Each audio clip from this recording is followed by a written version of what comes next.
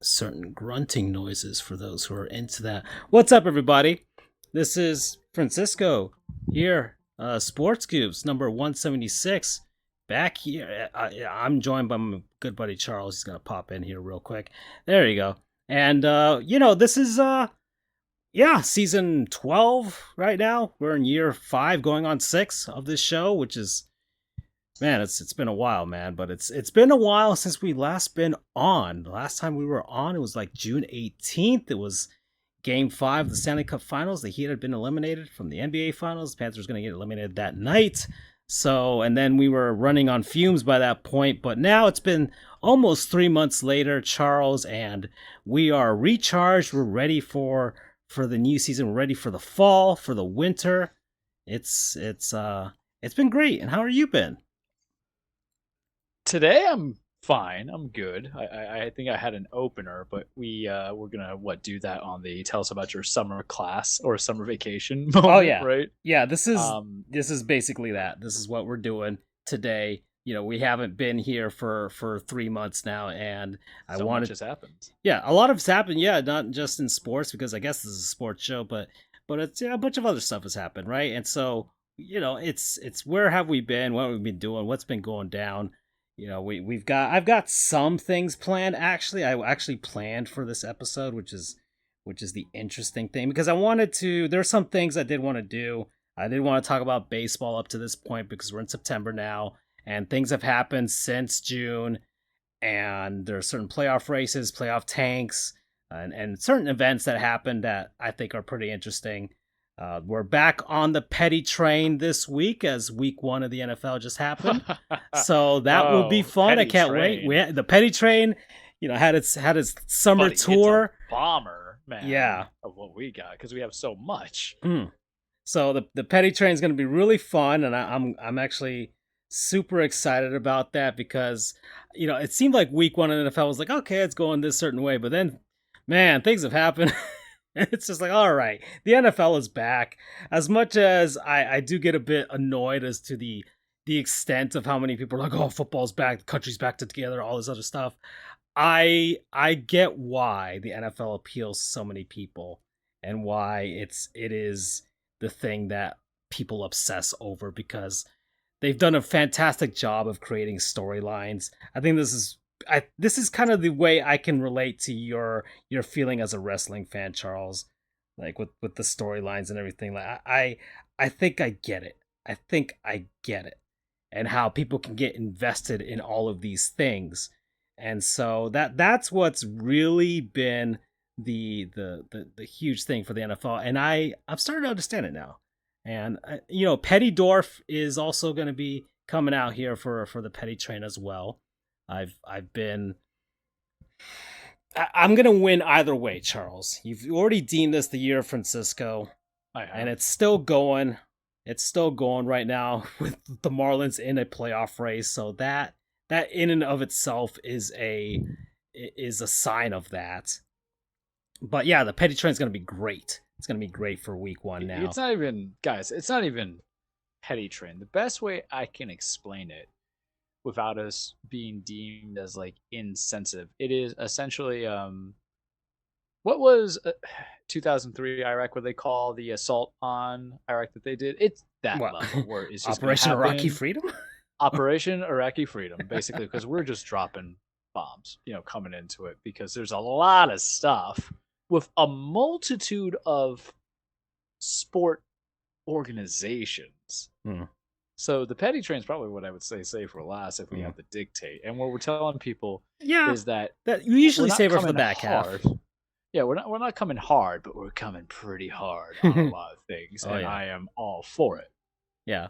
Andrew is not here. He's got to deal with some stuff, but he's always welcome to come on whenever he can. And so we can get some of that college football insight. He's still covering games, so if you do want to see the musings of our beloved Andrew, he's still doing stuff for RCFB. He covered 2 games last week for the UCF game and the FSU game, and the Noles were the best team in Orlando. So there you go. Yeah. Or you can, and I gotta do this because it's what I'm trained for. While. Follow us on the Twitter. sports underscore goofs, Dan Frijoles, FJOJR Jr., and then Charles the True, right? Hmm. I got it right. We didn't change anything. It's been a minute. That's what I'm Yeah, known yeah, for. So that's how it's you guys can follow him. It is if you love he's not here to go further, but I got to make this. If you love showing your support for UCF, follow him. If you Oh yeah, love Big 12, or is it Big 10 or Big 12 they're in now? they're in Big the 10. Big 12 now. Big 12. If you want to see Big 12 and get to know UCS representation, follow them on the Twitter. Follow them on the college Reddit football and stuff like that. Don't follow me. I don't do anything. I mean, you could. Retweet wrestling stuff. That's pretty much I'm what trying a little bit to even like comment certain things, but there's only certain podcasts or Twitters or Xers, whatever the hell you want to call them. You just Humble retweet stuff. Wrestling, That's what Public Enemy podcast. Yeah, just retweet stuff. That's I all you need. don't even like retweeting them because Yeah, what's okay. my whole thing? I don't have a big list of followers because the thing is that it's just porn bots. So if you guys want to help me not look like a dirty perv, please follow. That's gonna be my you know what? That's how I'm gonna implore you. If you want to not have me be followed by some Colombian males over there who are basically acting like American women, please follow me on Twitter. And for Francisco, if you want to get his Marlins historian, Cat's historian, whatever the hell you're on that one, Panthers historian, but also he's got a gaming channel. There's some ideas him and I are going to bring into that I'm going to present soon. We've got plans for this show, and I guess I should talk about this now a little bit. And also playing Marvel Strike Force, which is who we're shilling to this month. Oh, that's right. I forgot. I mentioned that before we started. I got this. But yeah, Marvel Strike Force, you can download it and do stuff. Our code's in the description for the Twitch panel right there, so you can go on Twitch and do that, or you can scan the QR code that's showing up on our screen there. There's a few heroes and villains that are popping up on our screen up there, so I saw every once in a while I see Deadpool up there, so and Charles had a lot of fun with the Marvel crew over the summer with Midnight Suns. Well, and let's use Spider-Man. So we're gonna get to that. We're gonna have our gaming segment because there's a few things we have to talk to you, cool cats and kittens. There's as a lot that one lady says, and that's the beauty of the break, is that we're running on fumes at the end, and by that point it's just baseball. And I love baseball. I love talking about baseball myself, and I could do it by myself. But now we have the entire thing. NHL preseason is going to start this month. NBA next month, and then we'll have the season start. So it's an exciting time. But I do want to actually get to talking about stuff, and this show, I feel like I want to keep it going. I want to get to 200 episodes and then figure out what I'm going to do from there. But I have some ideas. So Charles kind of alluded to that a little bit there. And I'm sitting on my new gaming chair, which is, man, this is great. This is fantastic. I'm leaning at an angle facing the TV at the optimal angle, Charles, and I gotta say, this is the life. This is what it's about. It helps out. It's not a game changer, ha ha ha. But you have to. I've already started my counters here. I was thinking I'd be better, but I noticed that. Yeah, it does help the bottom. It helps the back. I got new lumbar support, so I feel you. It's just you can't do the folding chairs anymore. What you were working at, I've seen cookouts that have better chairs that they buy at Walmart. I got the cheap Amazon Basics chairs, and it kept snapping on me, and it doesn't. Yeah. It's not great, and I always just felt like I was gonna fall off every single time I leaned back. So now I have a legitimate gaming chair with all the fixins, and I'm happy about it. But all right, some actual structure here. I guess, what have we been doing over the course of the summer? And this kind of will spoil my non-sponsor. Do you want me to start it, or do you want to do your thing? I mean, you could. I don't know.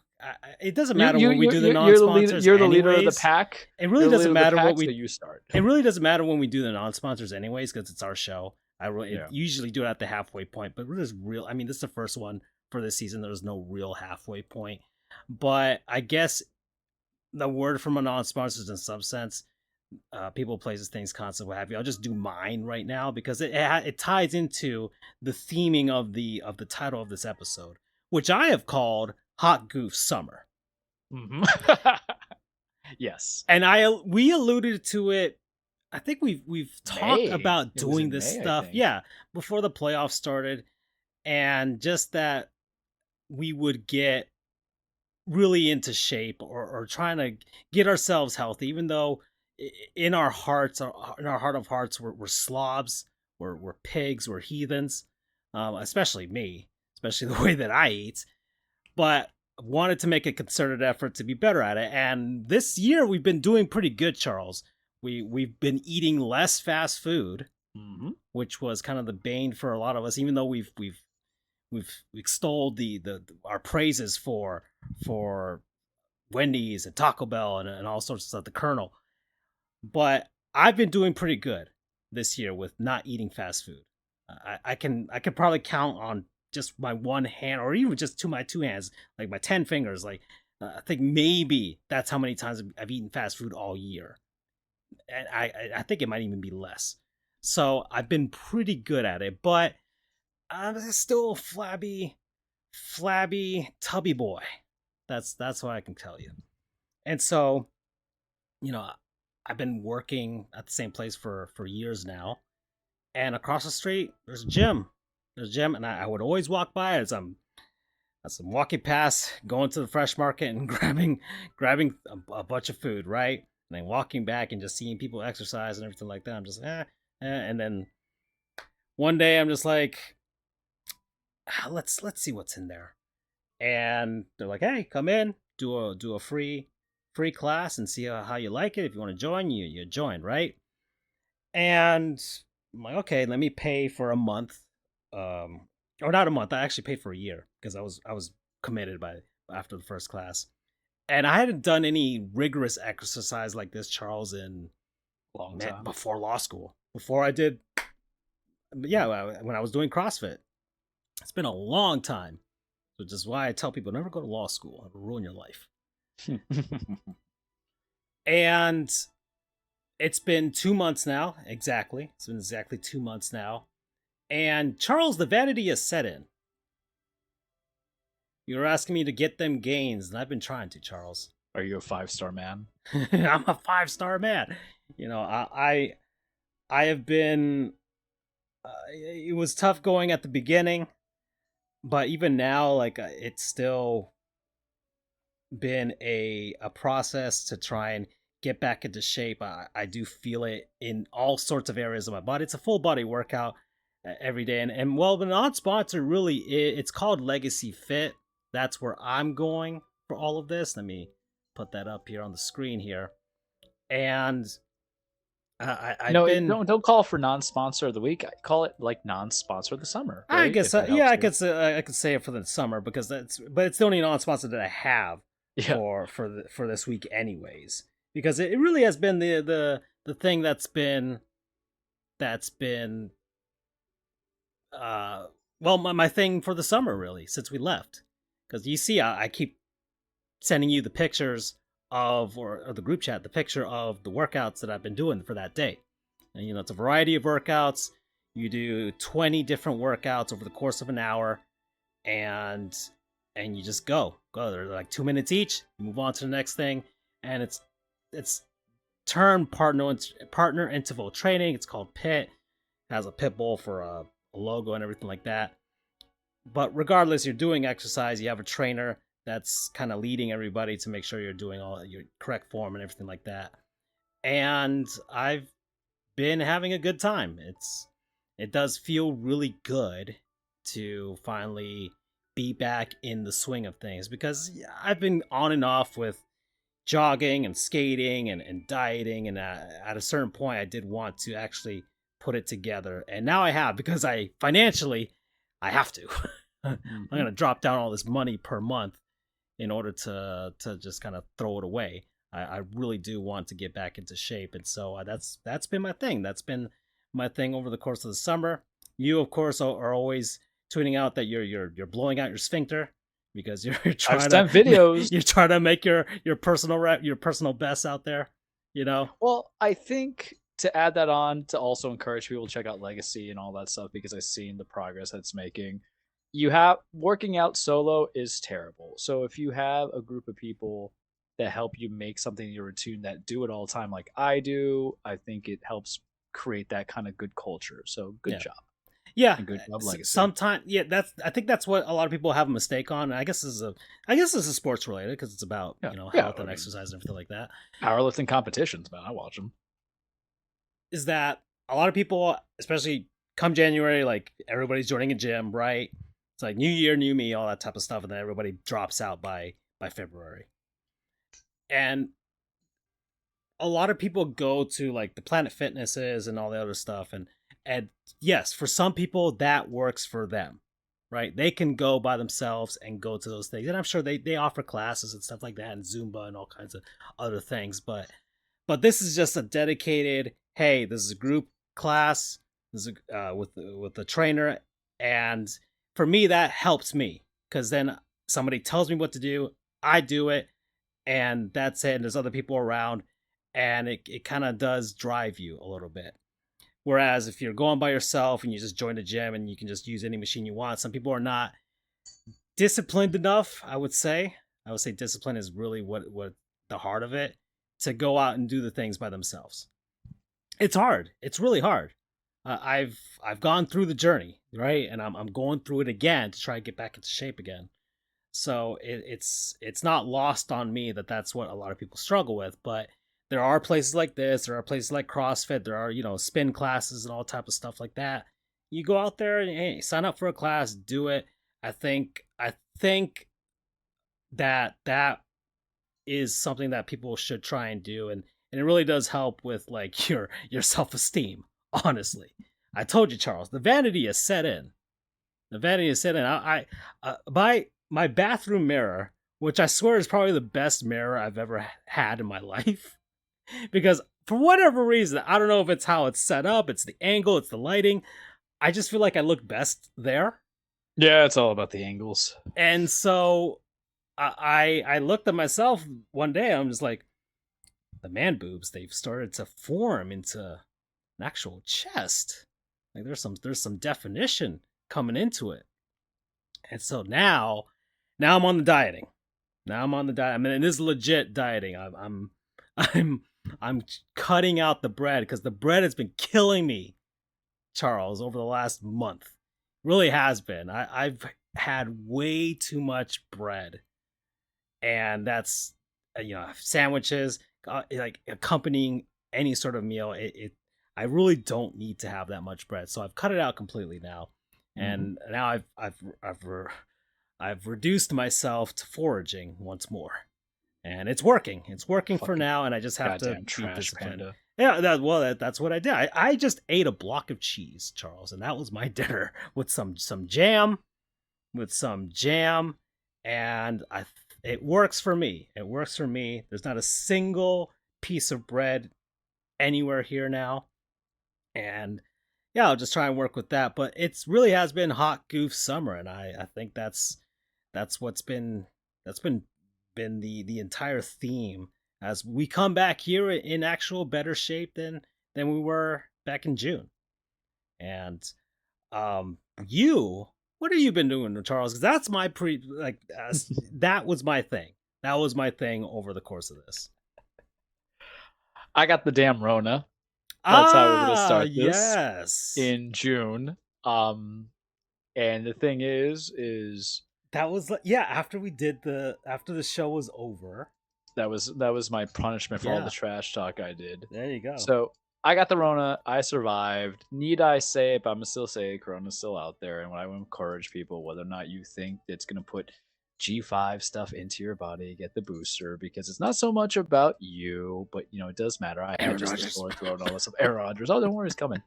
I had like the sore throat and stuff like that. But it was only bad for like 2 days, really. And the hard part was just figuring out when could I actually go back to work as an attorney, because I work remote. But remember, the reason why we say, hey, get the boosters, because if you live with family like I do, or if you have family that comes over like I do, you don't want to, of course, quarantine and stuff like that. And mind you, yes, for me, it felt like the typical flu, and that's great. But my father was 70 at the time. He's 71 now. I feel that you just have to be good with it. So just be good. Take care of yourselves. Because you know what, guys? This is how I say it. You want to drink bad milk. Nobody's going to give you the RIA, right? So, why would you not want to at least get something that's mitigate those damages? So there was that. Played a lot of video games. Bunch of video games. I might do a rundown of that coming into it. Like we had all that stuff. We'll have a dedicated section for it. Went to go see Giancarlo Stanton and the disappointment that Aaron Boone was, and that was exactly what I expected to be. And because Miami is a cesspool of traffic, I didn't get there to the fourth inning. Was it worth it? Sure. It's always enjoyable to see the real baby daddy of the Yankees, new Giancarlo. Not that Aaron Judge guy. I don't hate him. It's just, damn it, I want more of you. That's how I felt about A-Rod, really. And then, of course, I was just staring at Aaron Boone like, what are you doing here, bud? Saw some movies. I have my non-sponsor this summer that might be related to it because I ate a lot of food. And, you know, what's funny, man? For a guy who is very, very, because I guess summer's over, but I think we could lead this highlight how we take into the fall. For a person who is very, I would say, just ambivalent or just meh, apathetic to sports these days, your boy's been doing a lot of sports stuff, and he will be in the Carolinas for a Monday night football game next Monday for the Saints and Panthers. I don't know if I told you that, Yeah, yeah, you mentioned but to me recently. Yeah. and I'm returning literally the day our show's next week, so it's like you're gonna get some live reactions. So all in all, I've kind of kept it into sports stuff. We did not. The one thing that we were trying to do, whether it was me or Derek or even our boy Francisco, was go to a wrestling event.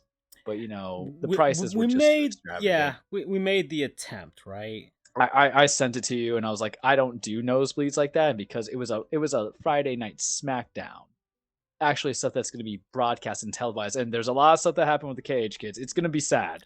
I'm telling you that now. I have ideas of how to structure it, but I do have questions to try and help you out with that, yeah. because I did write down some things, just a couple things about wrestling to help Which you is out good. with that. But yeah, we are thriving, going from there. I'm surprised. I'll tell you this, COVID aside, because when you can't leave, you have to play a whole lot of video games. And I watch a lot of wrestling, of course, and stuff like that, pay-per-views. I actually paid for an AEW pay-per-view. I paid for Forbidden Door. Yes. I won't pay $50 again, but sometimes, it's like giving a charity. Sometimes you just gotta do it. Oh, Tony Khan, still respect you, bud. Sorry. I know that sounded harsher than it's intended to be, but that pay-per-view can be better. But I'm surprised, even post-COVID, I've been playing a lot of video games, and Francisco, they've been some damn long games. Yeah. Aside from the greatness, it's probably been there was other games that were like in a while. Yeah, I have like 20-something hours, or not 20-something, 21 games I've played this season. So that is what we've done. I was kind of missing the show a little bit. Work is work, your boy is still being your boy. And I did have to tell myself mentally, while speaking with family, I have to change my tone of voice, because it was very lawyer administrator today, very much so. And it is a different personality. I always say I'm not going to curse as much, not because I don't mind cursing, but when you're unfiltered, have regulation here, you just become an angry New Yorker, which, even though in my heart of hearts is who I am, I got to control it. You got to control it. But that is essentially, guys, what my summer was like, in a very, very, very capped. I'm sure the people at Marvel are very happy with that proclamation. I mean, they don't want, the people at Marvel, Disney, they don't want a lot of that controversy. They want you to keep it nice and squeaky clean, right, Charles? Until they hear your opinions about Spider-Man No Way Home or whatever. Well, yeah, and then they hear me say No Way Home, and then they hear me say about how they have no originality, and everybody's... the thing is, just like how's the Aaron... going? Yeah, well, just like the Aaron Rodgers hate, and just like how I had with Marvel, I'm always the conductor. I'm on the first cabin of the petty train, and then people realize I'm correct.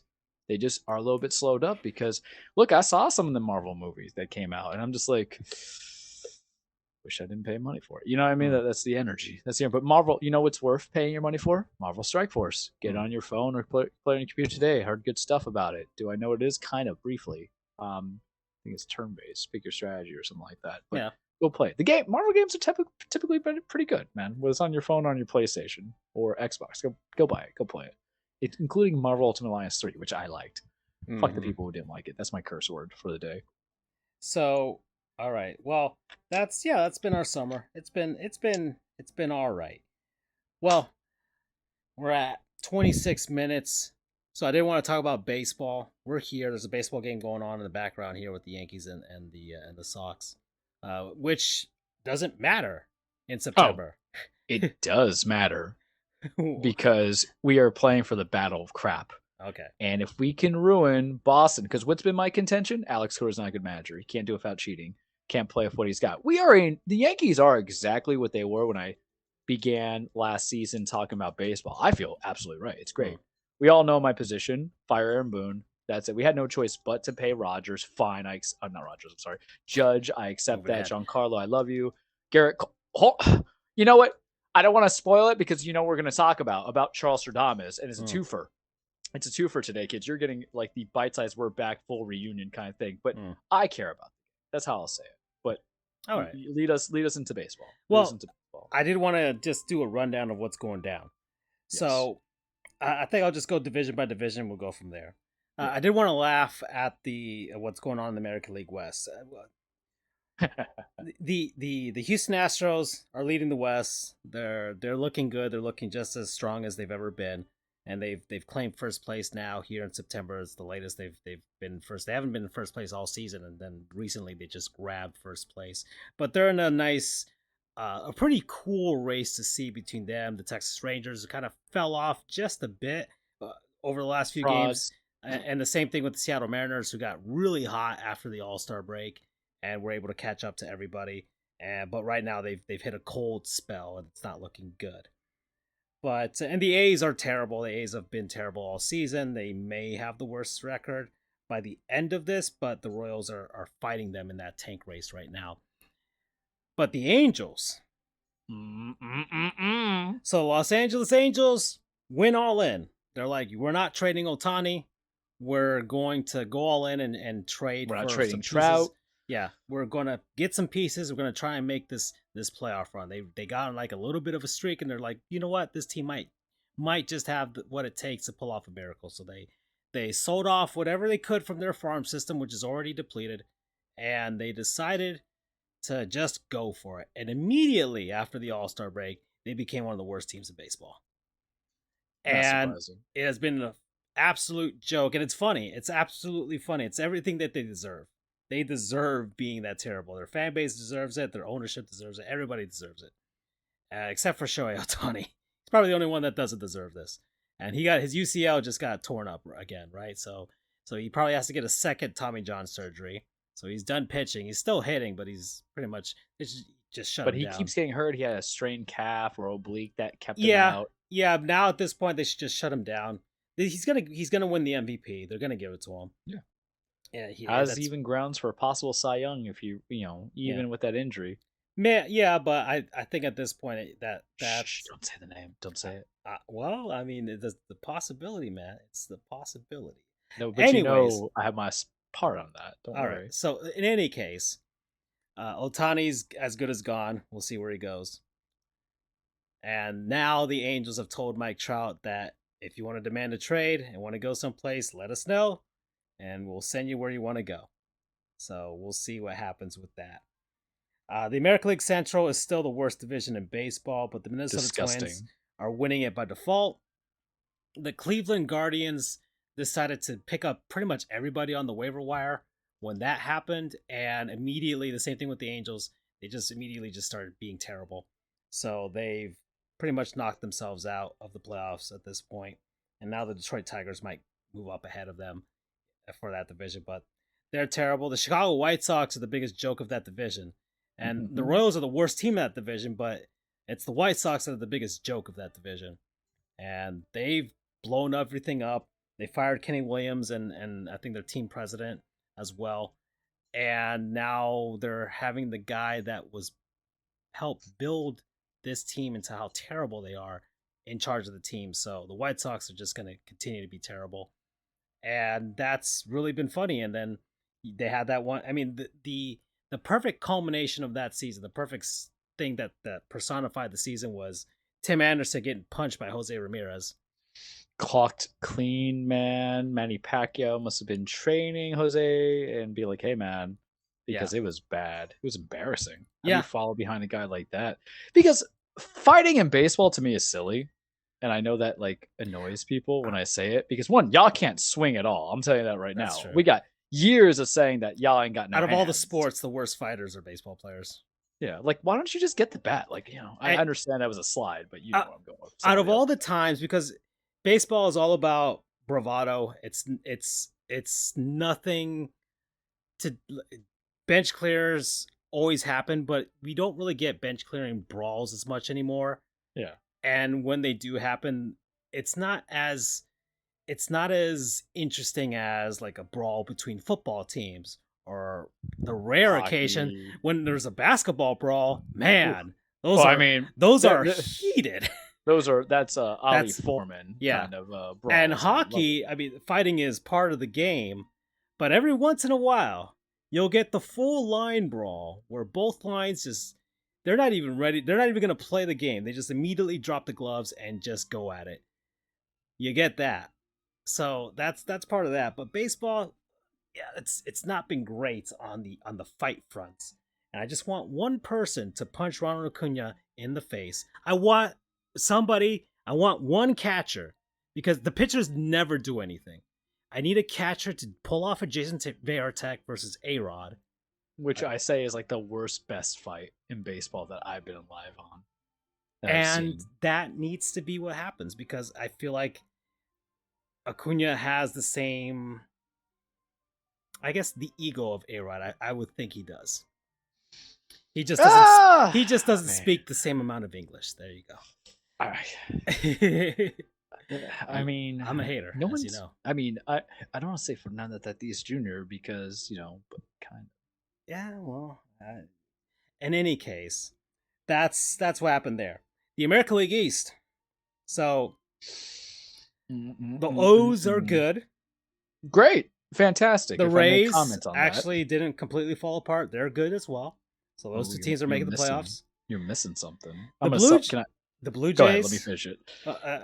We're getting there. The Blue Jays, because we have to keep going down the list, because I'm right. going in order of the division right now, dude. And this is where part of the petty bomber is coming, baby. But go ahead. The Toronto Blue Jays are sitting there at third place, and trash. They honestly may not make the playoffs, which is going to be funny, because the Twins are going to make the playoffs with 84 wins, and the Blue Jays could win 90 and still not make it. That's going to be fun, and it'll go towards my hate of Canada over the course of this year, so that Rio Francisco will actually continue to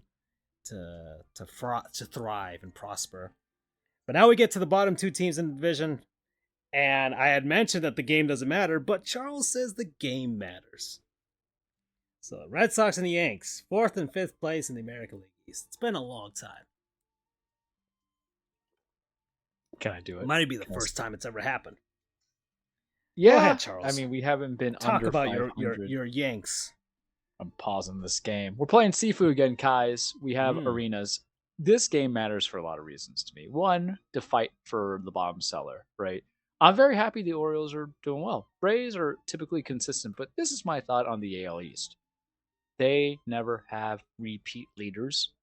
We were bereft with bad injuries, starting from even Rhode not being there, and he's playing trash right now. Severino said he felt like he got shot.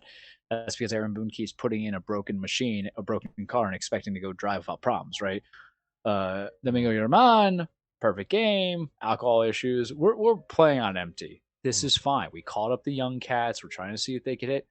The reason why it's fine is because it is not a division that is dominated by the same perennial guys. Not the Houston Astros, not the LA Dodgers, not even the Minnesota Twins, because in theory, they've always kind of been consistent, right? The Guardians, whoever wants to interchange that. I have no worries about it coming into it. This maybe gives me some credibility to fire Aaron Boone, right? So I love it. It has a lot of great stuff. It's not just he's under 500. It's the fact that he couldn't encourage Cashman to put in better players. Cashman, whether or not I have actual debates about not getting rid of him. Some people are like, but why? He's ass. He's done bad trades. I get that. He was already out in Japan looking for your new because what people need to realize is, who do you have next as a GM? We're not like the Rays who are always having a young upstart come up, right? But this is all fine. And there's another reason why it's fine. And that's the Charles Stradamus prediction that I said in the beginning of the season, that we were going to get 14 Cole jobs. What were Cole jobs? To remind you, Garrett Cole pitches for a W, gets 2 runs or less, and gets the W, essentially. And mind you, there's been 7 no decisions on him. He went deep on Sunday against the Brewers and pitched 0, 9 strikeouts, everything like that. His ERA is a 2.75, and it's not going to count. And even though I want to give him those jobs, the W matters. We got the W, but he's not given the decision, which is setting. I said 14. I remember this conversation exceptionally well. He goes, wow, that's like Cy Young record or whatever. And I said, yep, this is what I believe in. I think after 3 years of getting balance, figuring out your craft, opening up the ball, different pitchers as well, or I'm sorry, different catchers as well, because, we were working with Gabby Sanchez or Gary Sanchez, whatever his name is, and Kyle Hikashoka and all this other stuff. You get into it and you find the rhythm. And right now he stands. And I swear to Christ, if they give it to Nathan Eovaldi just because he's on a winning team, which Texas, I'm gonna literally scream. I'm gonna lose my mind. We have to acknowledge the Cy Young stuff because there's a different kind of politic when it's a Yankee player. We have not had a Cy Young winner in a very, very, very long time. I don't even think CC ever touched it with us, if memory serves me right. Yes, we had a perfect game, not even thrown by Garrett Cole, so that just hurts a little bit. But right now, this man at his average is 13-4, 2.79 ERA, 204 strikeouts, and with hitters in position 103, he's top of it. He's top of everything. And there's a lot of no decisions that came into it. But I said, but it doesn't really matter now. The win loss doesn't really matter in this day and age anymore. It matters a little bit to me because I said 14 on the Cole job, and we're just sitting on 13. I need just that one more, and I only have 2 or 3 starts left to get there because Charles Ramos was right about something else that's coming a little bit later, guys. It does involve a New York team, and I shouldn't revel in injury. I'm not reveling in injury. I'm reveling in fact. But this is very good for me. So it's fine. The reason why I'm also interested in the Red Sox is purely this. I do not believe Alex Cora knows how to manage. I think he won his championships based on the star powers that he had there. And plus, I still believe that there was cheating. Petty, I understand that, guys, but you barely lightly investigated it. MLB, I think they were only docked like a conditional pick. You let Cora leave for a season, put whoever their what's the phrase, their lame duck manager was, and then come back. He was asked last year. He's asked again. You let other people go, like Xander Bogaerts as well, and all this other stuff. And you have bad pitching. I don't think he's a growth. When you look at a manager who doesn't have the star players, you do wonder if they can keep it consistent and coach up. Look at Kevin Cash, over in Tampa. And then even if you look at the Orioles, who I don't know their manager, we did the whole list of handsome coaches, so you think I remember whatever. But you have to have some balance of competency. And right now there's only a game difference, so it's the battle of crap. But here's the difference for us. Next year, there's expectation of health. I've shown you how many people are injured. Expectation of health, hopefully a new coach, some new. We don't need the biggest names out there. What we need is the best names at the positions that we need. Two vastly different things. Because you want to know who always collects the biggest free agent out there? The Los Angeles Angels. And that's why they always fail. Anthony Rendon, we're looking at you, right? Yeah. So to me, it's big. Partially to be correct about a lot of things. But two, if I'm this confident that we're going to be okay, let the Orioles have their season. Because you know why? Toronto was supposed to be the team that they've thrown us for the last 3 years, right? Bo Bichette. Toronto was supposed to be what the Orioles are. Gausman, yeah. It was supposed to be Vladimir Guerrero Jr. It was supposed to be Galvin Biggio. Nothing. Oh, Alex Cora is back. They're going to give the old one too. Nothing came of it, right? And then with the Rays, even though we have fun for the chat, Wander Franco is never going to play a game in the U.S., I would hope, for a while, even if some of that evidence comes true. So who's their next best up? Because now you just have Randy Arozano, Shea McKellen's injured, and then you have other pitchers. The other guy. Yeah, Diaz, whatever. Yeah, okay, no Diaz. He made the All-Star team, so that's their other.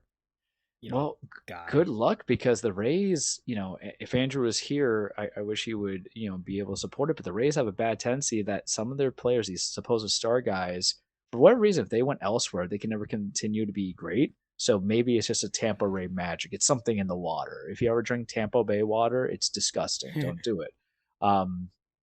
You'll probably get hit with a PED going from there on the testing. But that's why it matters to me, and I love it, because people are like, oh, they suck. I'm like, I don't care. You heard me on the show. I'm like, eh. But now we've caught up some guys. Anthony Volpe, fantastic. His batting average is low, but he's hitting like 22 home runs and everything like that. He will figure out shortstop. Yeah. Gleyber Torres, pay him. Fine. We got stuck into a position when he has been your best batter going on to it. What do you have next? Unless you really can't figure out what you want to do with Pereira and then the other guy that we have, Oswaldo Cabrera, and then the other guy, Pereza, or whatever the hell the names are. And then we called up Austin Wells. I don't know enough about him as a catcher because the catcher is tough. I don't look at a catcher as I need him to hit. Jorge Posada is a fantastic catcher to me because he was able to get our pitching consistent. That's really what matters. We need to be on the same page. I'm fine. I'm fine with it. So I have enjoyed this season. All right. Well, okay. Well, things are well, things are happening the way you wanted them to happen in a sense, even though it comes at the And as sacrifice of predicted, the Yankees' playoff opportunities. It's still you're still winning in the end. So that's I feel like Mac. yeah. I'm playing both sides, so I always come out on top. All right. Well, I'm going to go on to the National League. So the National League West, the Dodgers have reclaimed their position in the West. They asserted their dominance, and it is what it is. They're a good baseball team. They have 2 MVP candidates on their team, which is And they still will be good besides Julio Urias being suspended. yeah, Or that full-time happened. I Venezuela. don't really That's want to harp crazy. on it. Everybody else harping Yeah. on it. He's a piece of shit. Fuck him. Um, and he did it outside of a fully packed soccer stadium with video. What I mean, what sheesh, and it's the second time. Yep. So All we have to say about that, there bud. you go. The Arizona Diamondbacks have hung around in the wild card race. They've been hanging around all season. They kind of just felt the Dodgers just better than them. Same thing with San Francisco. They've hung around as well. San Diego Padres, the Fraudres. I can't tell which is the most disappointing one of the season, but this is one of them.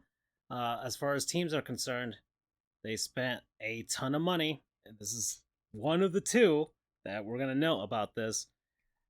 You know, Tatis Jr. came back, has had a good season, is what it is, but just the team overall, there's just no chemistry there. They got to figure it out because whatever Bye-bye they're doing manager. just doesn't work. Blake Snell is probably going to win the National League Cy Young. He's looking really good with that, but it's nothing clicks for them. And there was a point like in August where they kind of got hot a little bit. People were like, "Oh, maybe they'll make a run at it," and they have the talent for it, but they just don't have it. So I would assume Juan Soto's gone after Mm-hmm. this season. And honestly, they should just let him walk, because that just frees up money for them to do actually something else and pick up some pieces And they that get a mesh well. rule 1 or rule 25 draft pick, whatever they Yeah, would call it, because yeah, they had his rights to it, so it's okay. yeah. You can So let guys go, teams. I just need you guys to realize that. I think the Dodgers have realized that because they have Freeman and Betts, and yeah, they have, but they just have a bunch of really good baseball players around them, and you know Kershaw and the staff.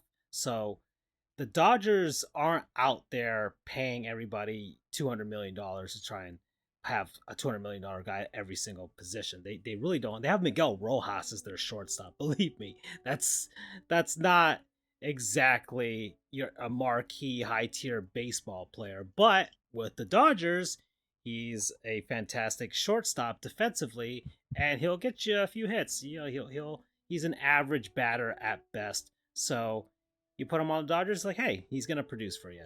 So the Dodgers don't really need to. They just need to spend at the right positions, and that's what they've been doing. That's why they're so dominant. That's why they're great at scouting and doing everything else and spending their money. They seem to be one of the teams that actually does spend their money wisely. So, all right, I already talked about San Francisco. The Colorado Rockies are.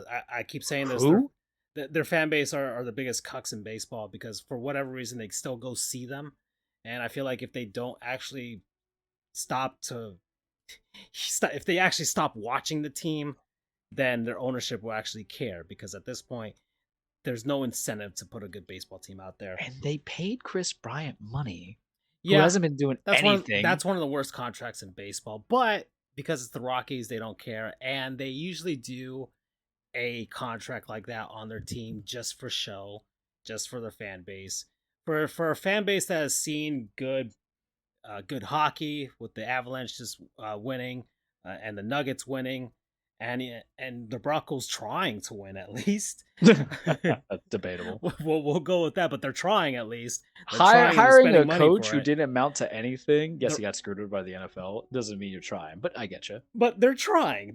They're making an attempt. They actually do want to win a Super Bowl. The Rockies don't want to win a World Series, so they're. I think their owner was like, I think we have what it takes to be 500 this year. I'm like, that was the ceiling for the Rockies. That's from their ownership. And like, oh, what a bunch of cucks.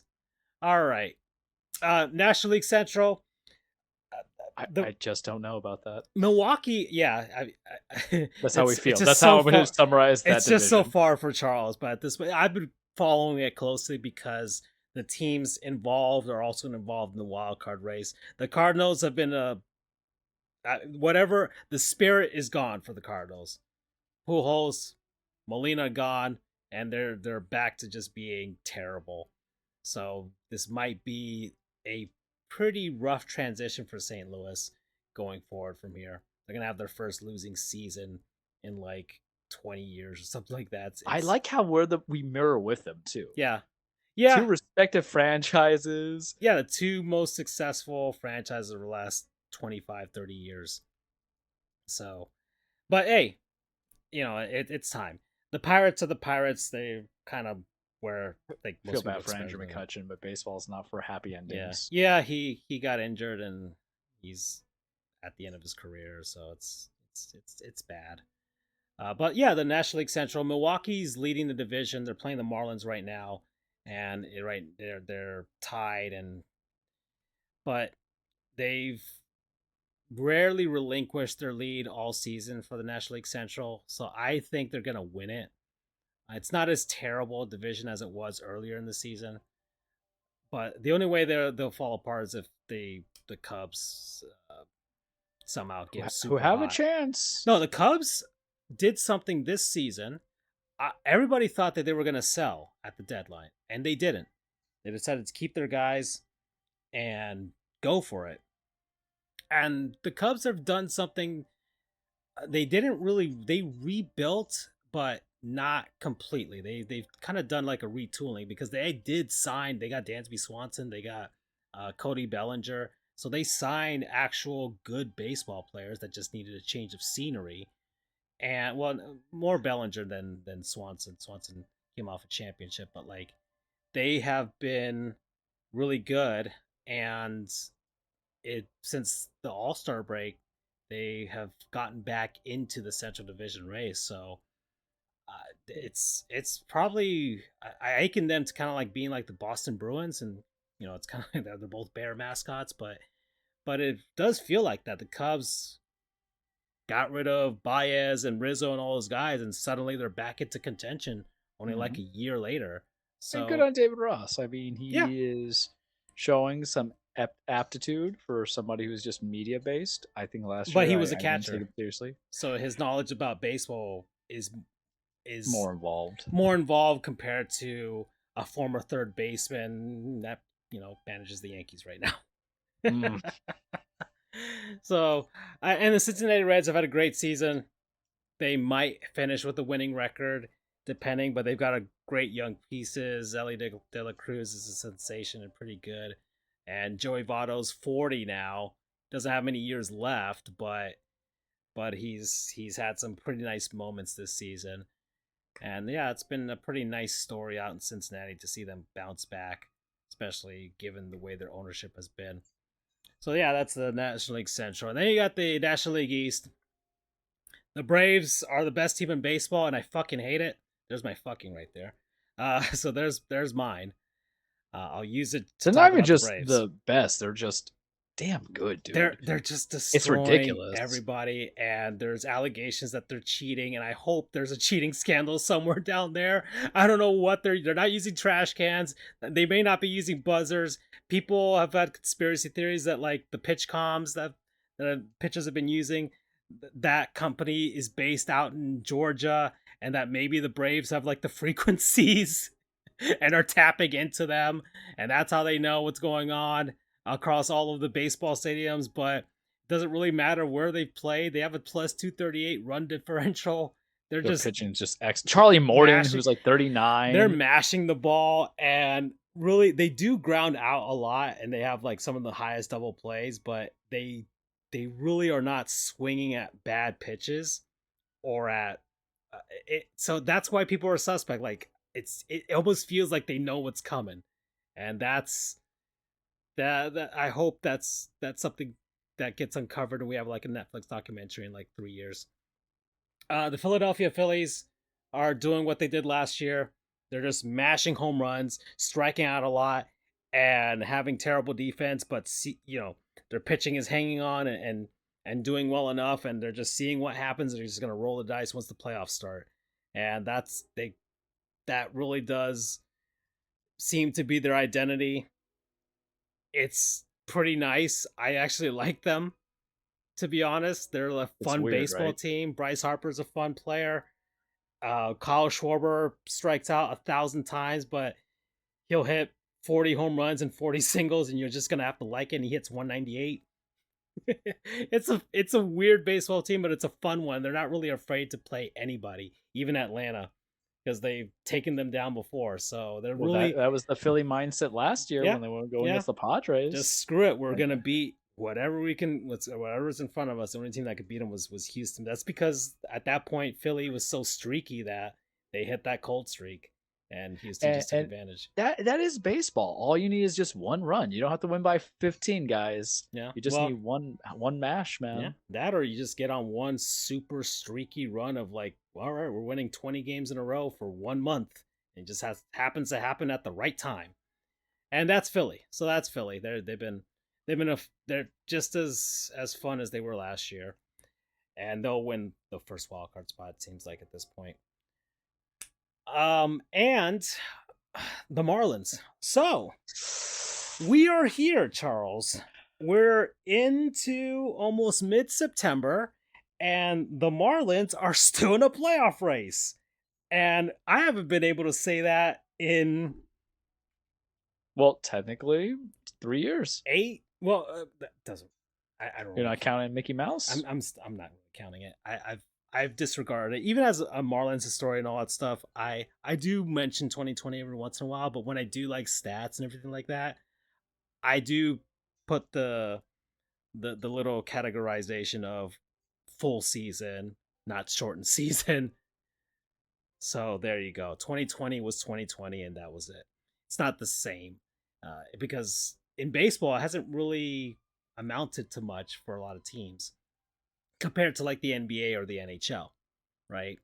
The NBA, we got back to the bubble with the conference finals this year, right? Those teams got back, but like a real team. MLB, let's give the shout out. Real team. MLB hasn't gotten back to the Dodgers and the Rays getting deep into. They haven't been to the National League Championship or American League Championship since then, right? So it's we haven't gotten back to that.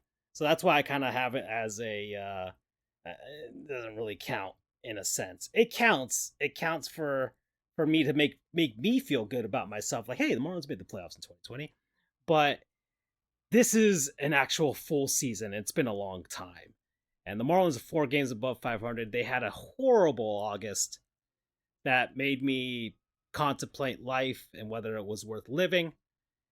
But they've since kind of sort of straightened out everything, but things have not been great because we lost Sandy Alcantara.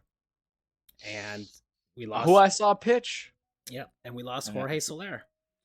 And our bullpen is completely taxed because we only have 3 starters, Charles. We only have 3 starting pitchers. And one of them can only pitch 90 pitches, even though he is the best pitcher that we have, and he is the second coming of Jose Fernandez. I think Sixto is in the game too right now. Sixto is actually pitching a baseball game today in Pensacola, and it has been since 2020 was the last time he actually pitched in a baseball game. So maybe next year is the year when we'll finally have all the pitchers healthy to go with the actual hitting, because the Marlins do hit. They have the 3rd most hits in the National League. They just have scored the least amount of runs. So they have put together this ship that's trying to get to the playoffs. It has duct tape. There's holes all over the place. It's practically sinking every day, but somehow it's still floating. And we're here, Charles. And I'm enjoying it for what it is. I hope the Marlins at least win 82 games, so it'll be the first winning season in a full season since 2009, and I can just harp on that for the off season. That's all I can do right now. I'm having fun, Marlins historian, all that stuff. A lot of people have been following me. go follow the TikTok, please, because I want to get to 3,000 followers so we can Yeah, do and we live might streams of our include show like on there. yeah, we might do other stuff too with the TikTok. There's ideas, Yeah, kids. well, we can tell the Chinese that they can go suck themselves off to their faces. Um, the Chinese Communist Party, by the way, not Chinese people in general, I unless they're was into that. I was not prepared for that comment, ladies and gentlemen. Marvel Strike Force, I'm not everybody! gonna pull a LeBron, Get but Marvel hey, Strike Force. Download it to your phone. Marvel, give us money. They're not gonna like that at all. All right, the New York Mets. They're a half game ahead of the Washington Nationals, who are in last place. The New York Mets, who have the highest payroll in baseball, and had to trade away their two marquee free agent pitchers in Scherzer and Verlander because everything fell apart. because they were bad. Not fell apart. They were bad. They were terrible. Because they were bad. Not because Verlander got injured immediately. Yeah, it's not all the stuff. It is because of the fact that they were bad, and we knew they were going to be bad, and we had said it that they were going to be bad. Yep, they went older. They went much older. And what is it with New York teams and going with players that are near 39 or 40 years old, Francisco? I wonder, coincidence? Especially after last night? Yeah. So the New York Mets, they're a joke. They're one of the funniest things that happened in baseball this year. The most disappointing teams, it's the New York Mets, San Diego Padres, the Los Angeles Angels, the Chicago White Sox, and I would say and then probably like a tie between the Yankees and the Cardinals. We got injuries. I'm gonna say it was the but Cardinals. still, like I've shown you the injury list. I know, but still. I mean, but the reason why I didn't think the Cardinals would be that bad, though. So here's the thing about the Mets. It's not as if the Yankees weren't competitive after 2009. We were. How many times we get to the ALCS? 2 or 3 times coming into it. You won the divisions. Yeah. We won the divisions to go from there, but we've been to the ALCS at least, which is the next, Plymouth Rock of all things, right? The Mets had a good 2 seasons 2015. Stretch. Yeah. 2015 they went to the World Series, and they did much ado about nothing, and then they did nothing. And last year there was a surprise team, and then that was it. Yeah. No one took this seriously. And then when you got Verlander and then Scherzer, I think it's just because I'm petty, because I would have taken Verlander or Scherzer on my team regardless. Yeah, let DeGrom go. Was doing actually pretty well in Texas before he got hurt, but your team is made up of unfortunate. Pete Alonso, who's a masher, doing very good. I like him, but I just can't get behind him. But also, Steve Cohen makes it very hard to like you guys as a franchise. Too involved as an owner, you say? Yeah, too involved. And it's just like another New York football team that rhymes with Mets. With his I stopped bullying this of Woody. I hate Woody Johnson. My thing is, I did want to comment on one thing because I think we're coming to the end of the divisions. Yep.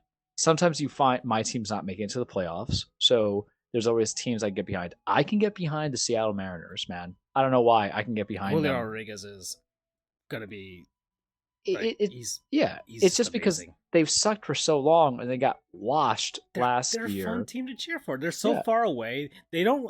I don't think anybody in baseball, any fan base, really dislike. Like, there's no real rivalry with the Mariners. No, some Yankees fans maybe because of like '95, really, but even then, it's like they're a fun. But we got our revenge in 2000. Yeah, 2001 and 2001 as well. So yeah, so it doesn't matter. Seasons and they're a fun team. They're all the way out there. Julio Rodriguez is fun. They got the trident that they use as their home run celebration. They're still partly owned by Nintendo.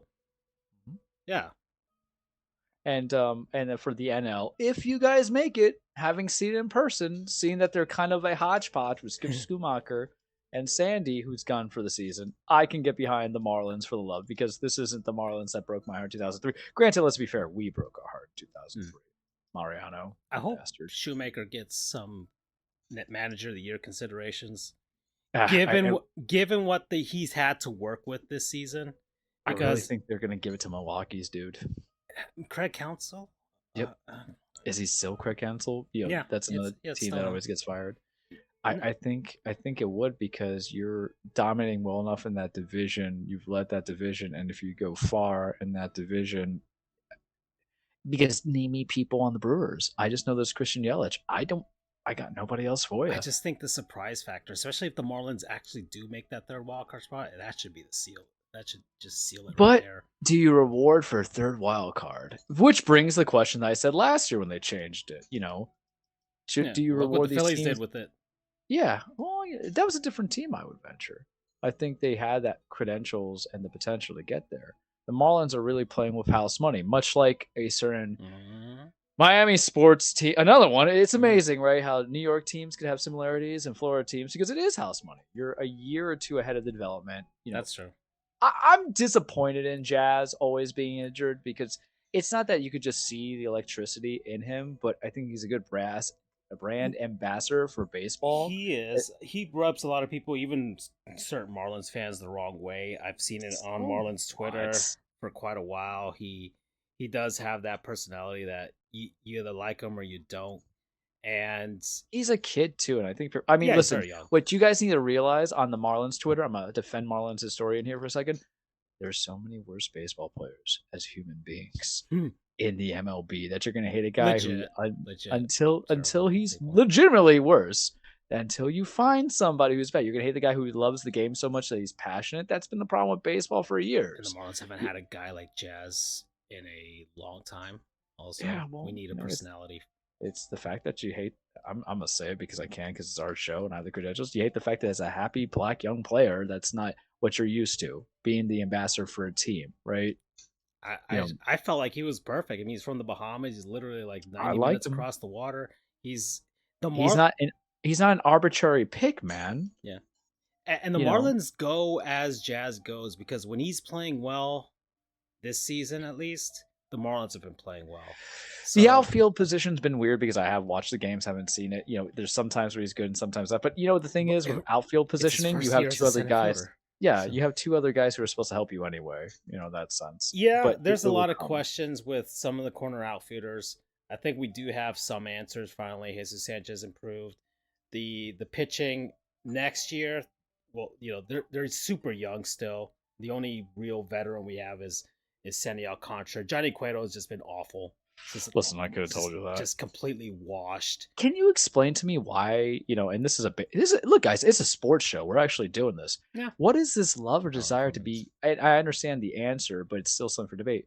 Why are we taking chances on late 30, mid 30 pitchers that had no residual greatness in them for so long? Because he had a okay season with a terrible Chicago White Sox team. Yeah. And unfortunately, Kim Ang read that one wrong.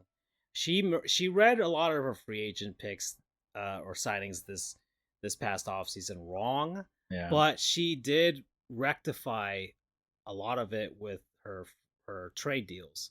We got Berger, we got Josh Bell.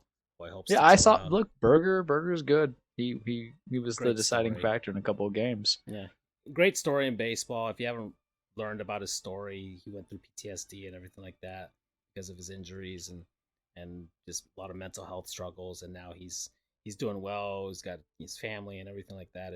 It's pretty great. So that's a feel good story there. But yeah, well, that's enough. I can talk about the Marlins all day. But that's baseball. That's what everything's been going down, and it's been fun for me to actually be invested and engaged in baseball. It's probably the most I've been engaged in a baseball season in a long time. So I'm happy about that. But we're at an hour and 5 minutes, Charles. I did my non-sponsor in a sense. So what do you got? All right, so it's been a minute, so it's the continuation person, place, or things, that whole spiel and speech that Francisco gives. I can give you guys so much, and I can give you... Oh, shit, I'm stuck. I'm stuck by my twisted hand because I couldn't give a non-sponsor until I finished the game, but I'm going to give you two. Okay. Since Andrew's not here, I'll give you two. I'll give you my non-sponsor of the summer, and I'll give you my other non-sponsor of the summer, part one and part two, coming into it. So... before we sign off on the show, and I'll keep it brief, my non-sponsor of the summer gaming-wise was Legend of Zelda Tears of the Kingdom. Alrighty. We beat it under that's 5 hours. We can give our final tiers update, because I actually do have that on my list here. Yeah. I mean, but remember, I can never sponsor until I finish it. It's a rule that I'm stuck to dogmatically. Hmm. 105 hours is great. You hear about it. Go buy it. Go play it. You need it. It's much better than Breath of the Wild. Breath of the Wild is what I'm talking about. Yeah. Fantastic game, emotional story, which is surprising. Good combat, better gameplay mechanics. You're invested. The time just flies. Perfect to just decompress, unwind, listen to music, listen to an audiobook. You don't have to be stuck to just the score. There's plethora of things. I could easily gun 150 hours if I was a completionist the way Francis was. And mind you, that game to complete is probably 300 hours. Loved every bit of it. Anoma, you did a fantastic job. I was 70 hours into it before I had COVID. So that goes to tell you something that was I finished that game in 5 weeks essentially. So it was once I hit the 105-hour mark that I was like, I'm ready. I'm ready to do this. You're putting it to peace. And then when I had COVID, I was just doing those marathon nights, man. And it was just chef's kiss. You don't need anything else. I rather just have every new remake for Switch 2, Switch 3. I just don't want it. So Tears of the Kingdom, promo code Tears of Greatness. Hmm. Loved it every step of the way. It will be my game of the year. That's the reason why I also had to put it on there because it has a very strong contention of being my non-sponsor of the year. So that's why I Hmm. had to put it in play because to invest 105 hours is nothing. This isn't Yeah. like playing Madden with your boys when it's a semi-broken game, but you keep it together. This is something that you and I talked about it. I was waiting for you to beat it It so I can gleefully respond to you. That was also part of the Hot Goof summer because we Mm-hmm. by that point we finished our last season, and then we were still like a couple weeks left for our playthroughs. You beat it before I did. Yes. Um, and you went shorter than I did. I went a lot more extra trying to get certain things just because in a sense, I didn't want it to end. But I reached a point where I felt like I had to end it. Yeah, and that was my exact feeling. That's the whole thing. Your cup will be full, and you won't let it run over a drop, and that's what's beautiful about it, and that's what makes it the 10. And And I know that sounds yeah. arbitrary. I know that sounds very Nintendo-ish, right? Because Hmm. that's what we do. Every time a Nintendo game comes out, we're like, "Oh, it's a 10 out of 10." It does feel like that sometimes, but whereas that arbitrariness was Breath of the Wild, that is not with Tears of the Kingdom. You play how you want, when you want, go from there. Yeah. And I would encourage people if you had to play one game on the Switch, play that. Just play It's Splatoon 3. yeah. Francisco and I still doing it. It's the most complete game on the Switch. The Aonuma and crew have said that they're not doing DLC for the game. That Don't this have is to. they threw out every single idea that they could have into this game, and there's still way more to do. That I often think when we've thought about it in time, every once in a while, we're just sitting there, is like, I still think about Hyrule, and I still think about how there's still more for me to do in the game, but I just don't have the heart to go back I because still revisit that final bit of sequence, man. yeah, The caverns, we yeah, fell in love with it. I thought I was gonna hate it. I was like, "Ah, fucking yeah. gonna make me go into the dark. But I loved it. So So memorable. yeah, Tears of memorabilia. and, So that's part one. yeah, and it was and I told you that it had reached into that upper echelon of greatest games I've ever played. It reached, I think it's in top five now, and that was not an easy Mhm. list to crack personally for me. There's a lot of old games. There's a lot of significant games there, but for this to reach there and supplant whatever it supplanted, I have to actually write down the list again. I But just go it by is decades. still It's so hard. it is up there. It's top five. It's up there with Sonic 3 and Knuckles, Mario 64. Um, uh, it's just Odyssey I don't have Odyssey up there. I actually have or Galaxy? Mario Galaxy. Galaxy 2 is up Mhm. there. Um, and there's two Mario games, and Metroid Prime is up Yeah. there as well. So And mind it's you, up there. we do curtail what we want to play for you guys, and you and I are from a different generation, so don't be surprised. But the thing is that it's the same developers, it's the same companies, and they're still performing. Same And then feel I to it. remember Yeah. when we watched Nintendo Direct, and I said, I'm gonna love it. So moving on to my second one, Yeah. I miss cinema. I miss Mm. cinema. I miss cinema. I'm sick of these Marvel action movies that are like gotchas or anything that wants to be or WB stuff or DC and all this other stuff. And this is not a review for Oppenheimer if you thought or Barbie, which I saw Barbie, so I haven't seen Oppenheimer yet. Um, But sometimes with my cinema, I want my nostalgia, and sometimes I want to see things done in a particular way that makes me not feel like a kid again, but makes me appreciate my youth at 34 years old. A couple weeks ago, about a month ago, yeah, give or take about a month ago, I watched Teenage Mutant Ninja Turtles Mutant Mayhem, and I cried. I had tears in my eyes. I did actually sob a little bit for certain scenes, and I absolutely loved it. Seth Rogen and his boy who did Superbad and all that stuff, who's in for Escapes Me Now, made it. The animation is great. The acting is done by teenagers. You have Ice Cube, of all people, being Superfly. There's some, noticeable and notable actors voicing like Paul Rudd and a few other ones on the supporting cast. Giancarlo Esposito's there for a cup of coffee as Baxter Stockman, but it is heartfelt, it is focused on family. The action is good. It's funny. It has the best soundtrack that I've heard in a long time in a movie. And I'm talking about because it hits like the R&B hip hop rock songs that I can't spoil to a degree. I will give one because now it can be seen. And if you have to be sold on somebody watch the scene, is that they have a fight scene with No Diggity by Blackstreet playing in the background, and you never thought of how it fit, and then it fit. As you saw, visually stunning. I love Ninja Turtles. I love Ninja Turtles. I have the last run that I still need to read. I own the first 4 segment movies that they have of the first 3 live action and then TMT one. I have watched one of the Nickelodeons that was the CGI iteration of it, and I appreciate it for what it is. It's something I can get behind. Jackie Chan is in this movie, dude. And he's so perfect. I don't like what they did with Splinter, and you'll see why, because I was stuck to it. And I read some of the old comics and everything, but it was more about just growing up, having the toys, having the nostalgia. There's always something that feels to it and you feel connected. I mean, And Shredder's that's why I Revenge, think man. Shredder's Revenge, and it's Mhm. Cowabunga Collection. So it's the year of the Turtles, and we go on the full thing. And Cowabunga Collection's great. It's a little bit playing those old NES versions of it. That's not the beat 'em ups, but the side scrollers. They're fucking hard. That's my second curse word. But Shredder's Revenge has new DLC, so I'm excited for that. I will pay the $8 for or whatever just to play as Karai and Yojimbo and all that. But there's a relatability. As much I'll always love. There's really 2 superhero factions I will always feel a connection to. I will always feel a connection to Spider-Man because the guy's just trying to pay his rent, and it's not the fact that I too am a nerdy kid from Queens, but there's a lot of relatability. But there was something relatable about one of the turtles. My only other complaint about they changed Splinter a little bit, not to my liking, but Jackie Chan does a great job.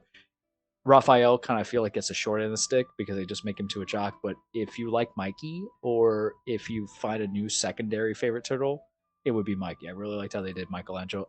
I felt it because what you want out of cinema, I think what you want out of all forms of media, whether it be this fantastic podcast as the Richard Nixon of podcasts, or a movie like Mutant Mayhem, is connection and connectivity and to feel something.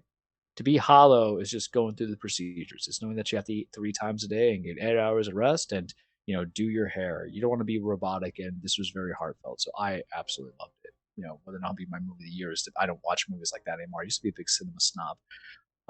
But I will buy it on 4K, even if it goes to Paramount Plus. I want to see Ramona. I want to Sequel is gonna be a video game.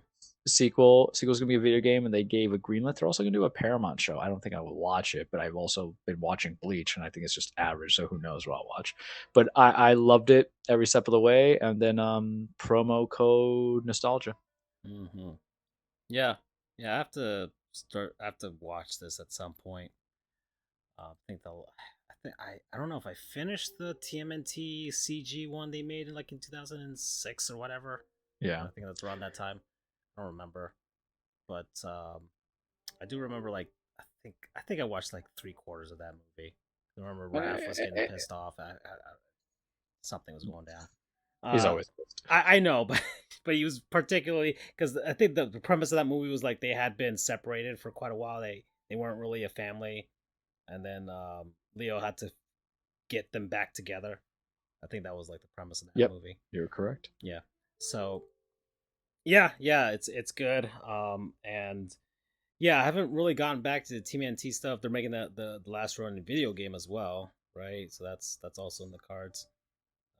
But I haven't gotten back into the Ninja Turtles in a bit, and I think I do need to. I do have Shredder's Revenge on my phone, and you've been trying to get me to get into that, but I'm still holding out that maybe I'll get it for free on the consoles or on the PC. Sorry.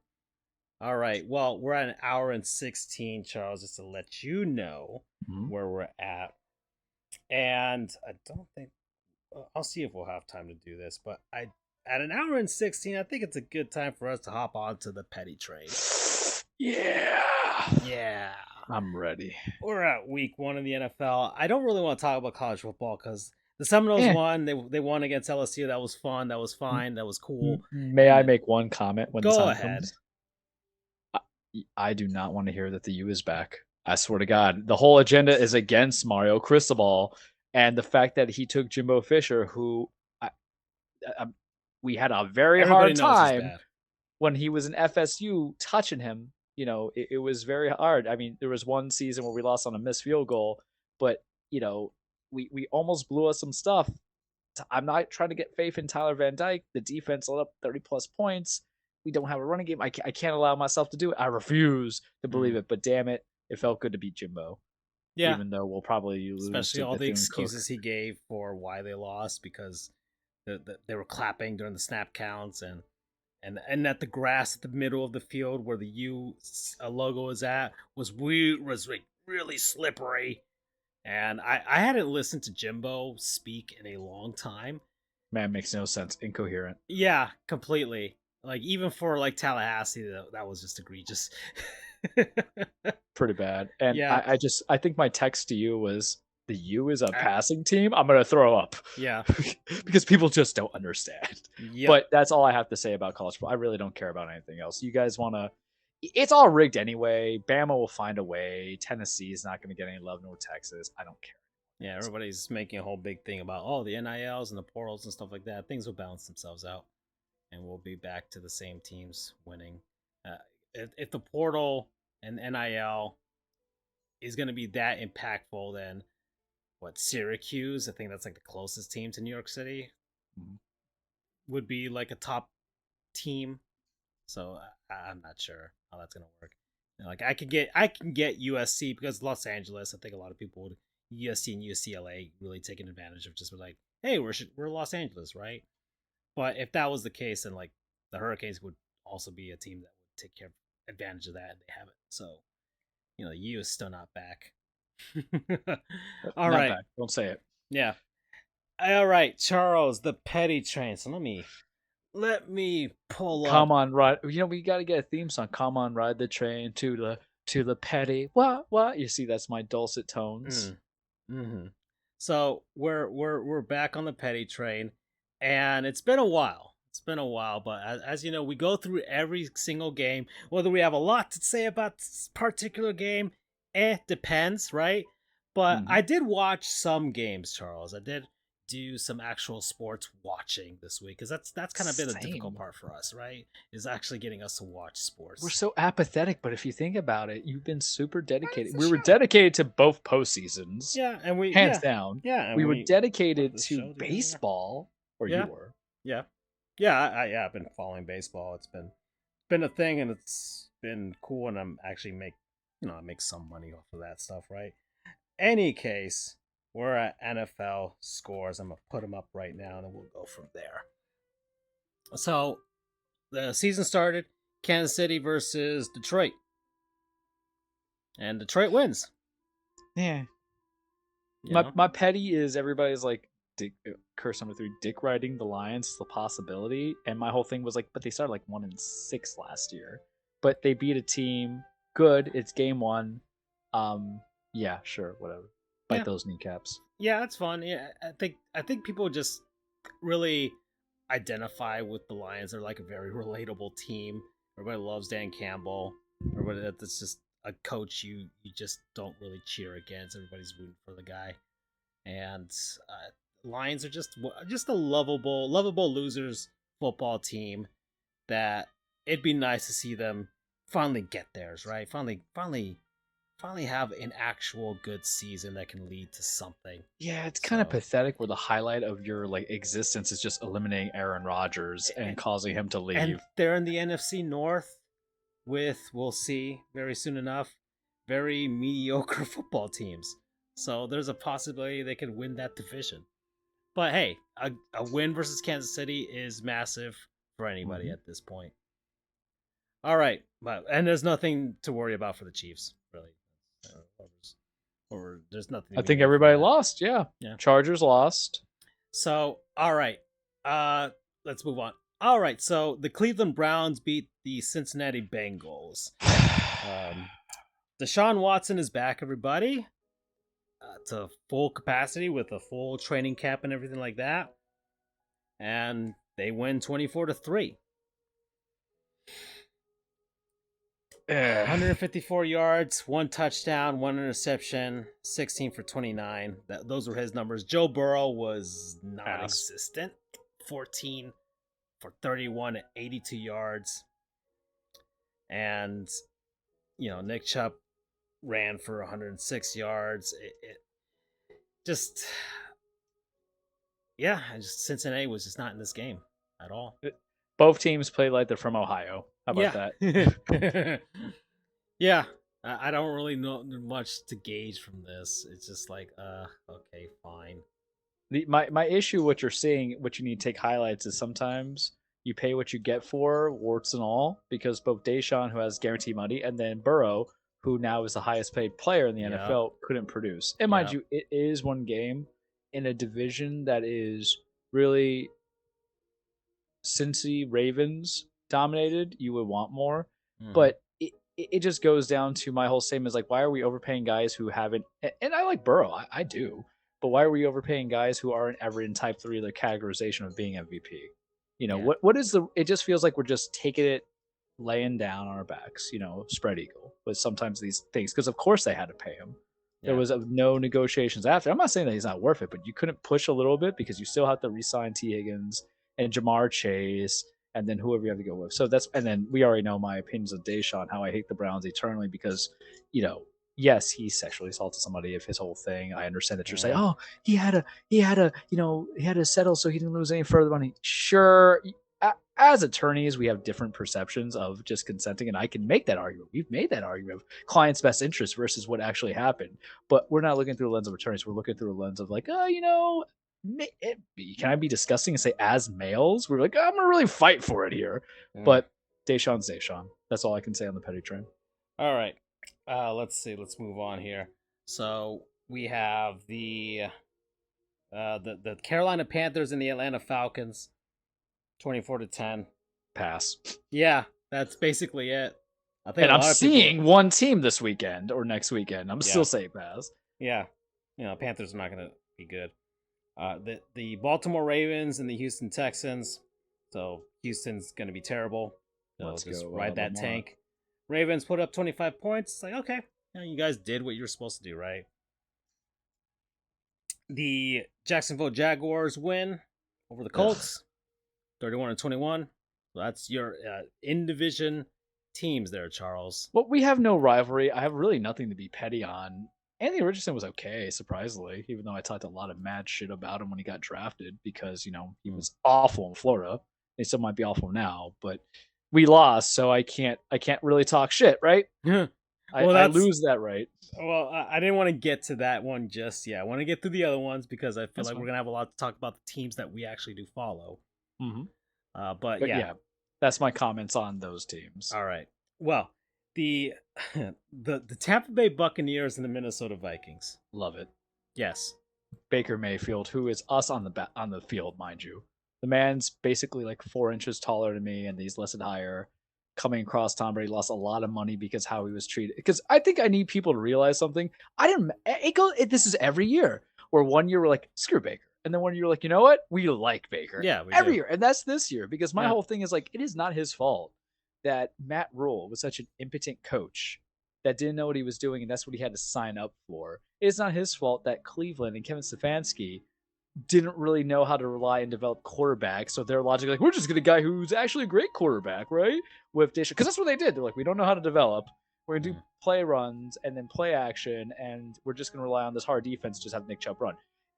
So they're like every year, but then he eliminated the Steelers when they were annoying. And then I just find myself like, you know what? Fine. And then it's the Vikings. And I like the Vikings because I love Justin Jefferson. But, the idea is for this guy who's on a bad team to come in and win no matter what, who's trying to play for all that cash. And I think he was like pushed out of bounds and stiff armed somebody. He says, "Take that, little man," to some guy. First off, you have to meet me outside if you said that to me and I got caught on the mic. But I kind of love that petty this year. I'm all about Baker. Tampa Baker is what I think they call him. I'm all for it because the NFC South is such trash to begin with. I'm not a believer in any of those teams I'm about to see. And I'm just like, you know what? I want a little chaos theory. How great would it be if Tampa just says, yeah, we don't have Tom, but you know, we didn't need Tom. We got Baker, because it's going to make Cleveland, who I pay all that money, and Carolina, who had to draft someone the first round, and if they don't amount to anything, just be like, damn it. Because it goes back to the idea, sometimes if you just have a well-constructed team, you're good enough. Look at San Francisco. So that's my thoughts on Baker. Yeah, and the Minnesota Vikings, this is a very typical Minnesota Vikings game where they should have won and they lost. They have the talent to win, and they just don't. And it seems like Kirk Cousins just has a bunch of empty stats. Well, but this is the he thing, had a good game with 344 yards and 2 touchdowns, but one interception. You speak that they should have won, but they don't have a running back. Alexander Madison, I like him, but he's not a Dalvin Cook. They let Dalvin Cook because they wanted to be cheap.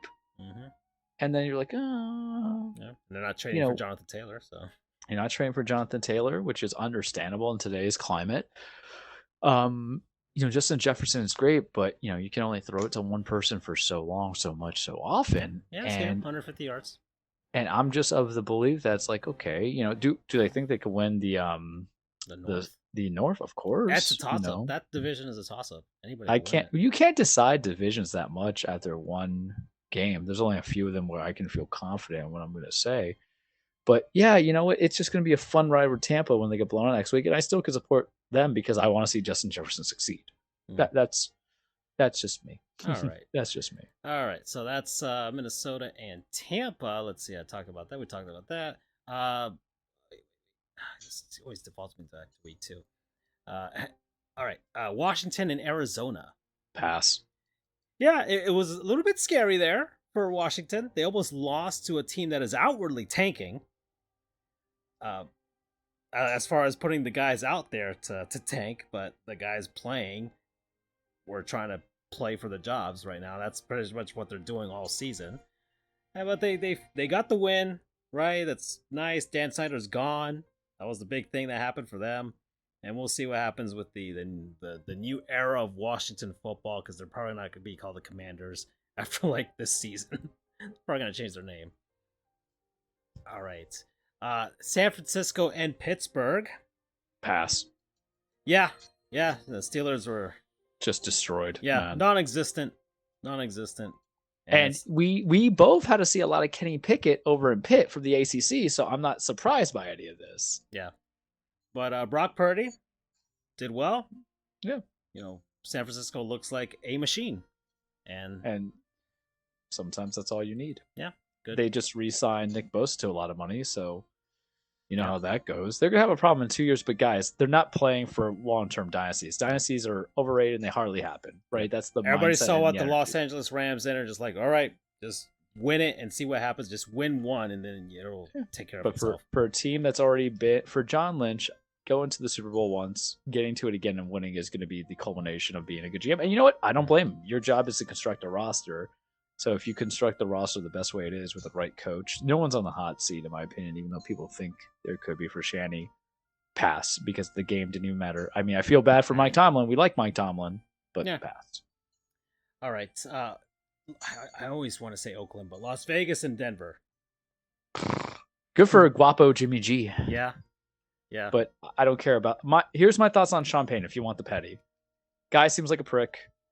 I understand he's hard to deal with, but he's still angry by the fact that, I feel like he just never took that accountability for Bounty Gate. Yeah. And he should have. He got screwed over by the refs. Yes, I did. But the man had a lot of loaded rosters and had a lot of 7 and 9s. So I'm sorry that I'm going to say a guy who won a Super Bowl. Yeah. You want me to say he's top 10, all this stuff. And I just more with Drew Brees, I just never could. And I'm not even counting the seasons where it just didn't come into play. I'm counting the fact that there was like back-to-back 7 and 9 multiple times. And I know there was salary cap hell and everything like that, but I'm going to talk about the development and the fact that this man that they wrote and say he's going to change all this stuff. And he basically, y'all going to hate me for it, he played the same as Nathaniel Hackett did. Do I think he could structurally be the guy? Sure. Yes. Do the Broncos have injuries and all this stuff? Absolutely. Okay, unequivocally. But like, it's just I don't think it was going to work to begin with. He'll get his full tenure. He'll get his 3-4 years. But this guy also flamed out because he didn't want to deal with New Orleans anymore. He just didn't want to deal with Jameis Winston.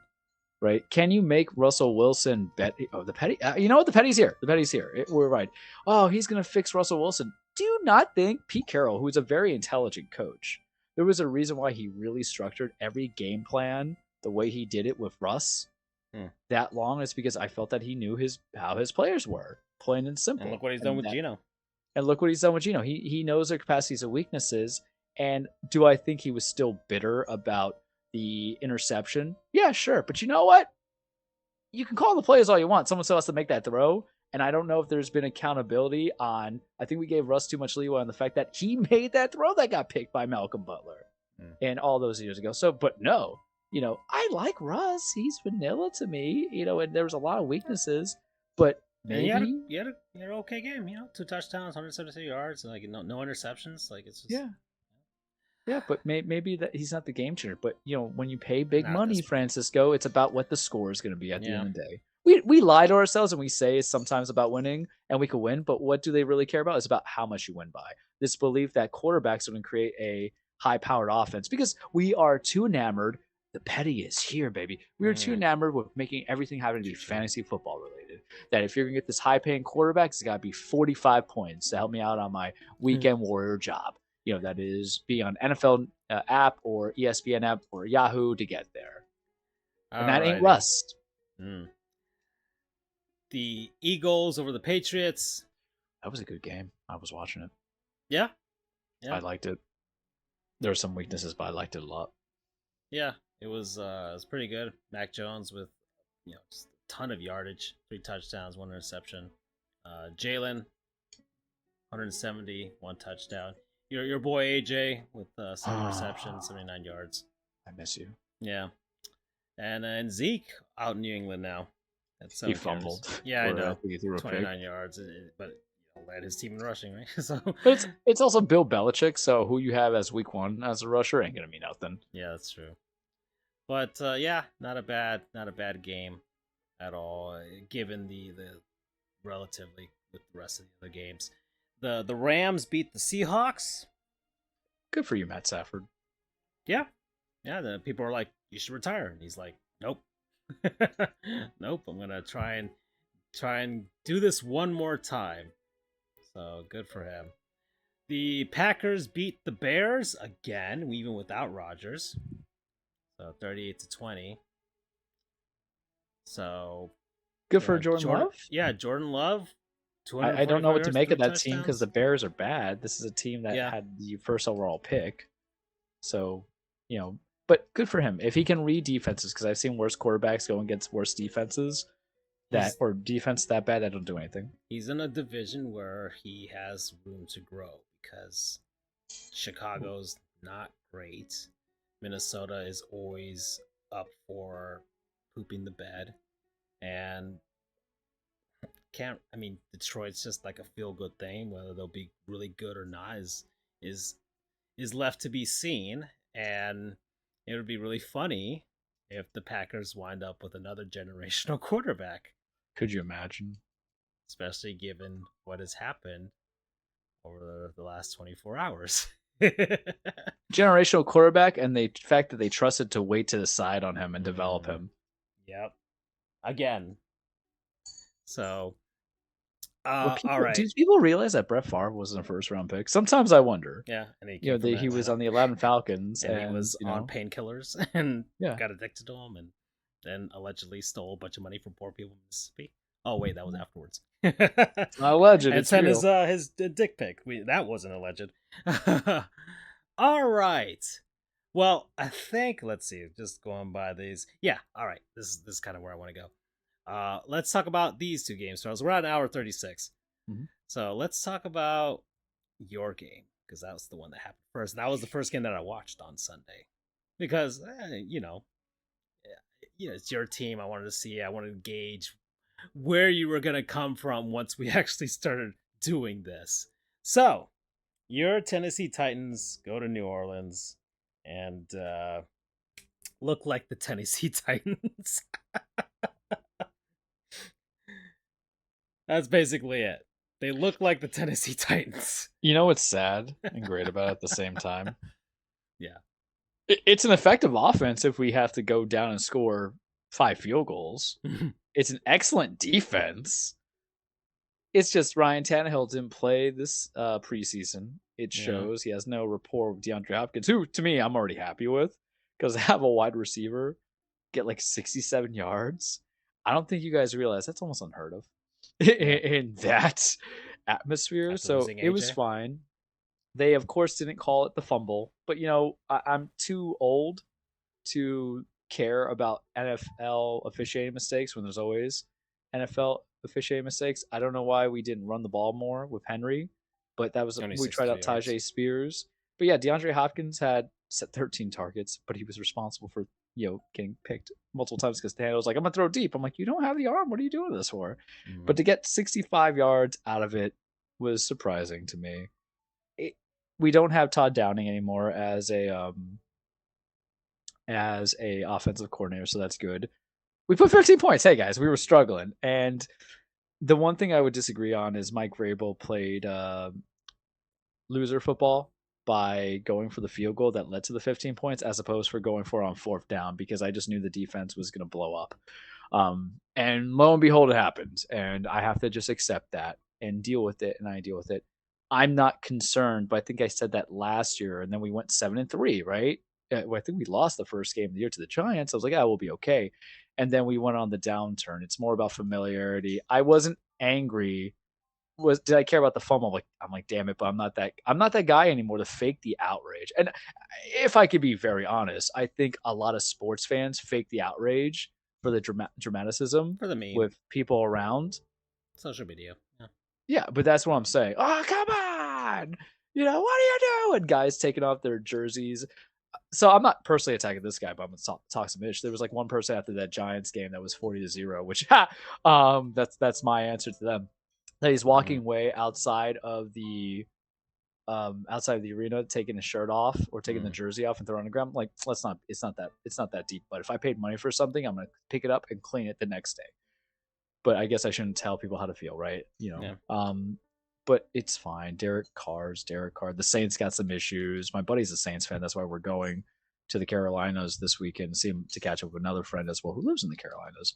But I don't know. Like, would I see a Titans game this season? Maybe. They're in Florida, December 11th. But work in progress. Work in That's all I can say. progress. I don't hate it. You're in the AFC South, Yeah, so we could have won the AFC South last year, yeah. but we just hit that downslide, and there was that fumble that wasn't called a fumble, and they ruled it or I'm sorry, they didn't rule it an incomplete pass, they ruled a fumble, even though we get the same thing. Whatever, man. Life's too short to get angry about something that you're never expected to win each year either. Yeah, in week 1. So In week one, it's not week 17 on the yeah. line. Could it come back and bite us? Sure, but it's our job. Our coaches. I'm a coach here. Look at my motivation speed. It's the coach's job to help you the next 16. Yep. All right. Your game, though. All right. So Dolphins. I did watch pretty much the entire game. I was hating all game as you saw by the group chat. Because all summer, as my beloved Marlins were staying in a wild card race, and after my beloved Heat and Panthers had come off finals appearances, Unsuccessfully. everybody was still on that Dolphins teat and saying that this is the team, this is the year, this is finally have all the pieces. Tua's got everything. Tua got buff. Tua got the sleeve tattoo.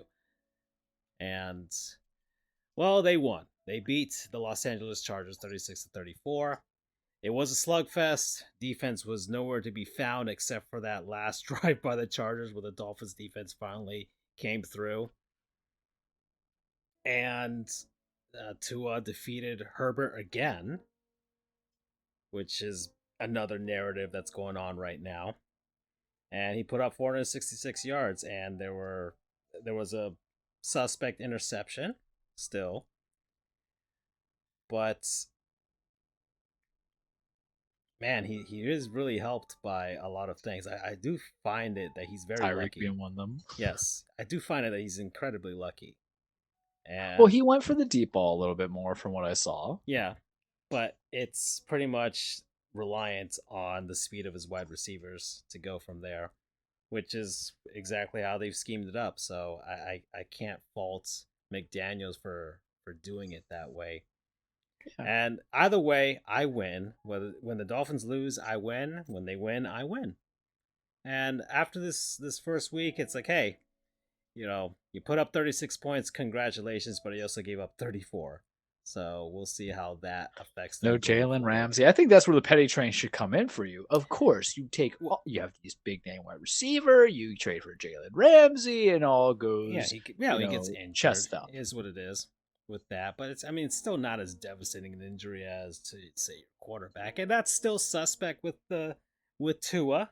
We haven't seen the big hit yet because he's gonna get the big hit, and we're gonna see how that affects him. Apparently, he got buffer in order to withstand the hits, and he learned how to fall down. Do they realize getting buffer's not gonna? You can't get your brain any buffer, bud. Well, so his injuries. That's the narrative. He's got buff. He could do this. I'm like, his head literally hit that ground the way as if somebody got hit by Mike Tyson. Yeah, we gotta hope whatever new little things they've added to the helmets, because I see like they're a lot more bumpier inside. He has like a special helmet now that's supposedly more padded than other helmets. I have no idea how that's gonna work out, but we don't have the big hit just yet. And hey, they won. Good for them.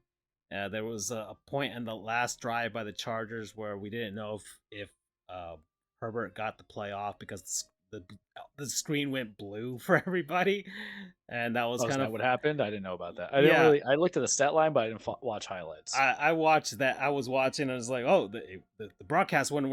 I'm like, something went down, and then it came back and they sacked them, so the game was over. But my dad was excited. He wants the Dolphins to win, but I feel like I have a lot more fun when they lose, and that's once again. That's 20 years of being a Dolphins fan and being hardened by their terribleness and just embracing Pettydorf. Anyways, yeah, it is what it is. We'll see what happens next week. All right. The Sunday night game was the Cowboys and the Giants. That was funny. And we don't care about either team, truthfully, kids. No, it does not. It's just funny. It's just funny to see. My opinion on Daniel Jones. I said my piece. I'm not going to go on there. I felt like I was super right. I feel Brian. There's just so much I disagree on with that organization, both of them. It's just neither of them are good, but none of them are great. But someone's got to win, right? Yeah, but it's just funny to see a team get blown out and shut out 40-0. I think that's always an event for everybody. It really makes it feel like you didn't plan for anything. And when you were a team that got some press, man. At home, too. Yeah, some press. Yeah, they made the playoffs last year, and it was we're signing Daniel Jones. He's our guy, right?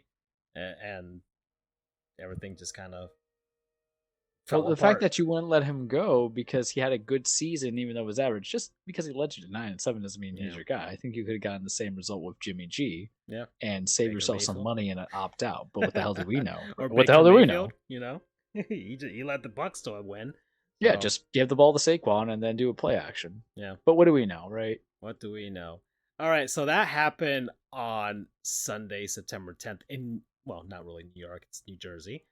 And so the following day, another game on 9/11, Charles. I am legitimately exiting out of Sifu so I can be this focused and this intense for what is to come. Yesterday was 9/11. Everybody had their ceremonies and everything like that across baseball because that was the only other sport playing on the actual day.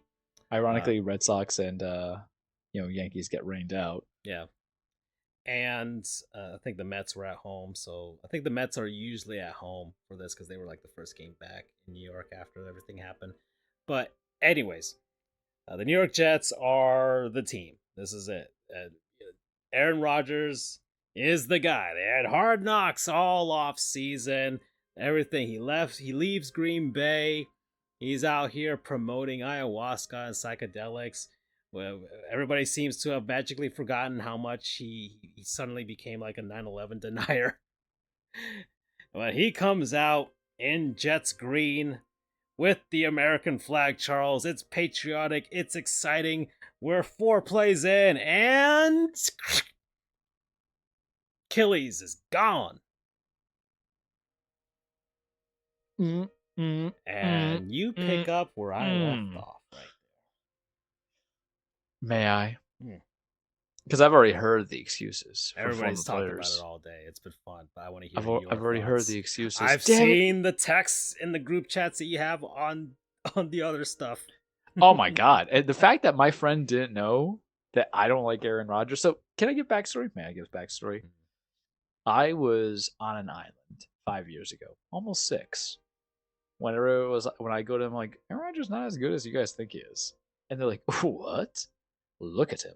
He's not a turnover machine like Favre. He's won 2 MVPs." I'm like, "Yeah, but he doesn't really produce." And then I heard excuses. I think that's the problem.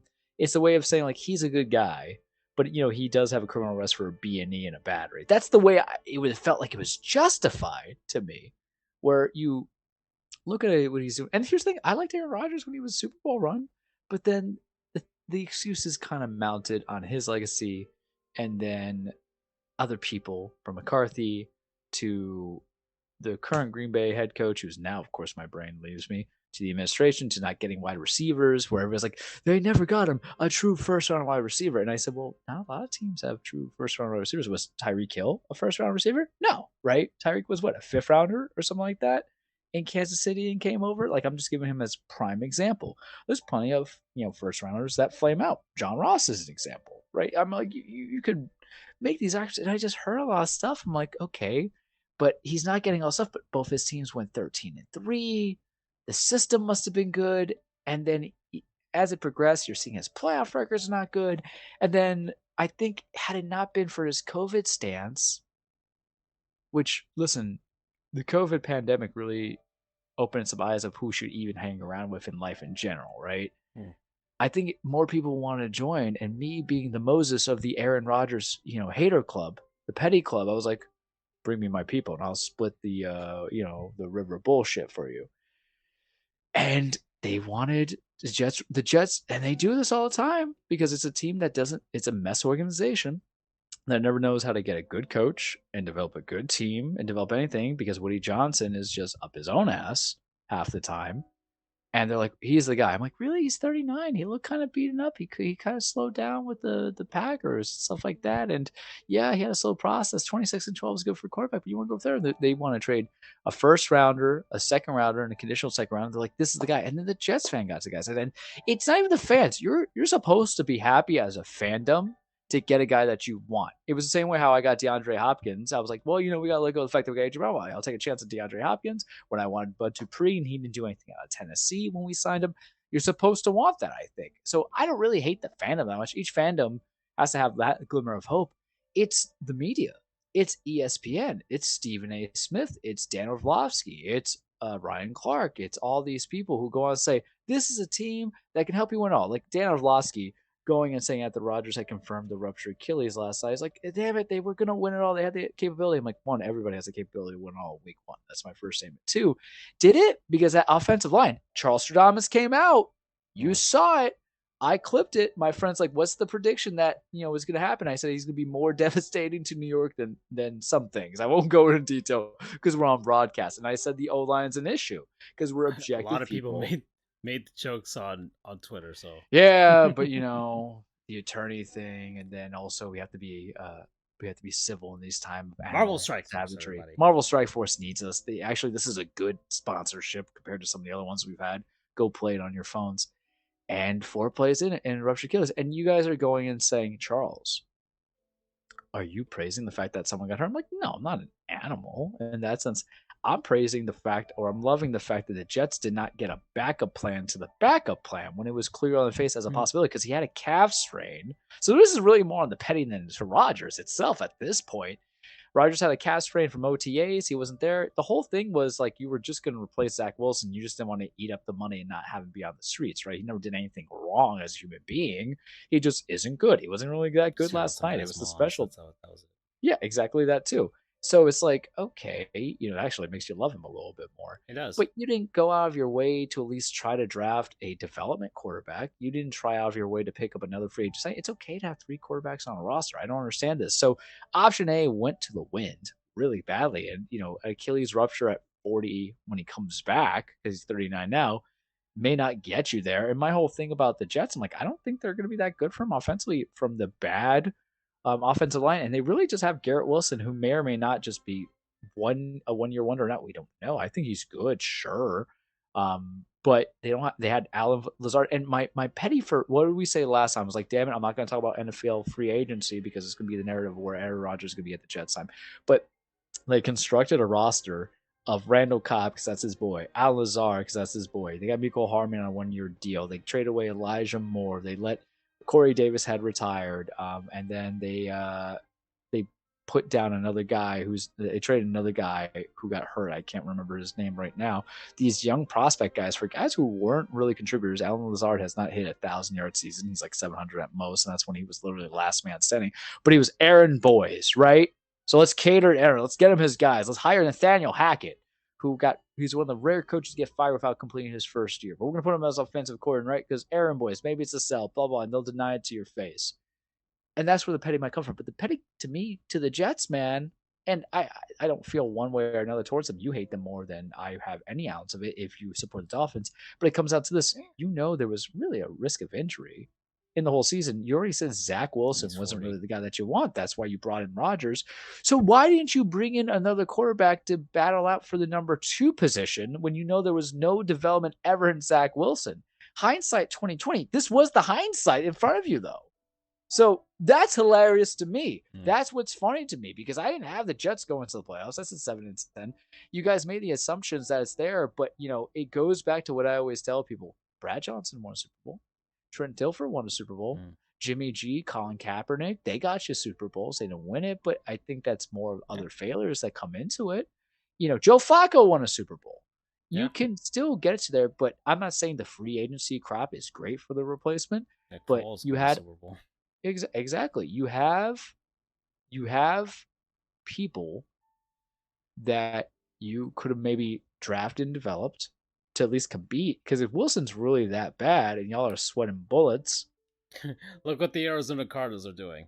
They're already tanking for another quarterback. They went for Josh Dobbs, to put in there. But can you win the game? Because at the end of the day, too, it is a team sport. And last time's game showed that offense didn't matter. Josh Allen, who unfortunately I feel like is where my petty's going to go once Rodgers is all said and done, because he seems like a good guy, but I never really saw what was super special from him aside from helping Buffalo get out of the cellar. But I think it's also my disdain of the Bills. One of my closest friends is a big Bills fan, and I throw it to him all the time. Like last night's game, I texted them and I said in the group chat, I go and I say like, "Oh, the Bills can complain about not allowing punting now." Yeah. Very facetious, because that's where it comes in. But for Allen, I'm like, okay, what's he doing? He threw 4 picks. He seemed unstructured. He doesn't do much without Stephon Diggs. But the petty is strong because Rodgers was already at the end of his game anyway for me. I saw the writing on the wall a long time ago, like 2 years ago. I was like, yeah, I don't think it's going to be there. So the petty's really just not out there. I'm not going to celebrate the fact that he got injured. If he chooses to retire, that's fine. I don't think he's going to retire because that's why he extended his contract. The petty now is just coming with the Jets. It's almost like the Cleveland Browns level petty, where you were that desperate for notoriety and just to get away from Baker Mayfield that you signed Deshaun, who didn't get you anything. It wasn't really good this first week, even though you won, to almost the same sound and story where you went through everything to get rid of Zach Wilson. Now you have to be stuck with Zach Wilson, who's playing for a 5th-year option. You don't know where Rodgers' recovery is, and you didn't do enough to go from there. And here's the thing. People are like, oh, they should trade for this. Do you understand how hard it is to understand NFL playbook and offensive terminology? It's the reason why poor Josh Freeman got blackballed by Greg Schiano, who I have so many reasons why I can say, where he got released from Tampa, had to go to Minnesota one season, start out of nowhere, and then start to New York. You have to actually learn it. I can't speak Spanish just because I know buenos dias and gracias when I'm in, any kind of Mexican restaurant establishment. You have to learn it, guys, on how it functions every day. That's offense in the NFL. Holy shit, I was able to make that make sense. I'm so proud of myself. But it's unrealistic. Why? Because they want to have something better than Zach Wilson, and that's what tickles me the most in my soul. Yeah. Well, what's your thoughts, Francisco? I mean, I just find the entire situation to be the football gods have a very cruel sense of humor, and the fact that the Mets and the Jets are essentially the same franchise is always funny to me. Essentially. Um, it was just fun to see, and Buffalo, I guess, being in the division, losing a game like this is also funny to me as well. So it kind of gets you in that. I saw a lot of people comparing Josh Allen to like Cam Newton now. He's starting to fall off. I don't know if we're there just yet. No, I would not There's a say lot that. of hyperbole after week one, so I don't want to go there myself I think either. people are following the trend that I'm following, though, where Buffalo's not helping themselves being likable anymore. We liked them in the beginning once Sean McDermott just, you know, Yeah, because they were lovable losers and everything like yeah. that, and then they now Well, they're this is still the man there's who put expectations. Nathan Peterman over Tyrod Taylor on playoff standing games. But Yeah, there's stuff that you like because you do appreciate the roster they've constructed through free agency and the draft. But they've been the basis for a lot of rule changes that really it's more about accountability. And it's like, okay, coin tosses, all this stuff. No one liked the Vikings and Brett Favre when he was complaining about getting eliminated by a field goal, right? mm. You become a downside because what you complain about that gets done affects the 31 other teams and the fan bases of those 31 other teams. Yeah. But well, that's it. That's it for week one.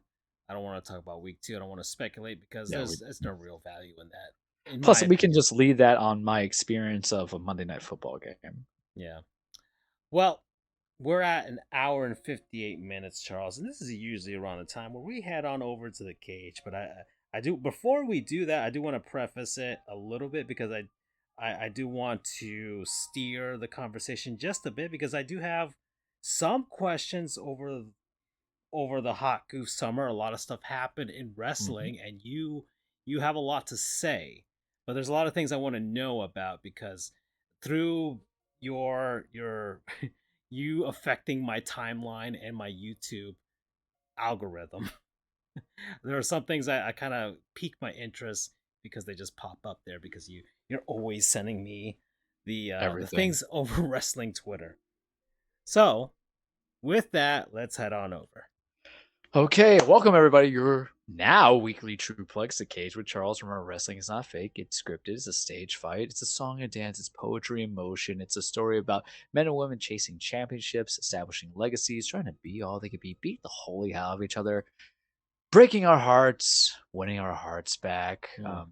connecting with us as stage actors, as human beings, as people, to take you out of a realm of escapism and give you 15 minutes, an hour, 8 minutes at the gym as you hear a promo of somebody returning after they've been fired, and then also make you realize that, damn, there's more to life, but they're more than just people because it's going to be tough. But the way I'm Yeah. structuring this, Hmm.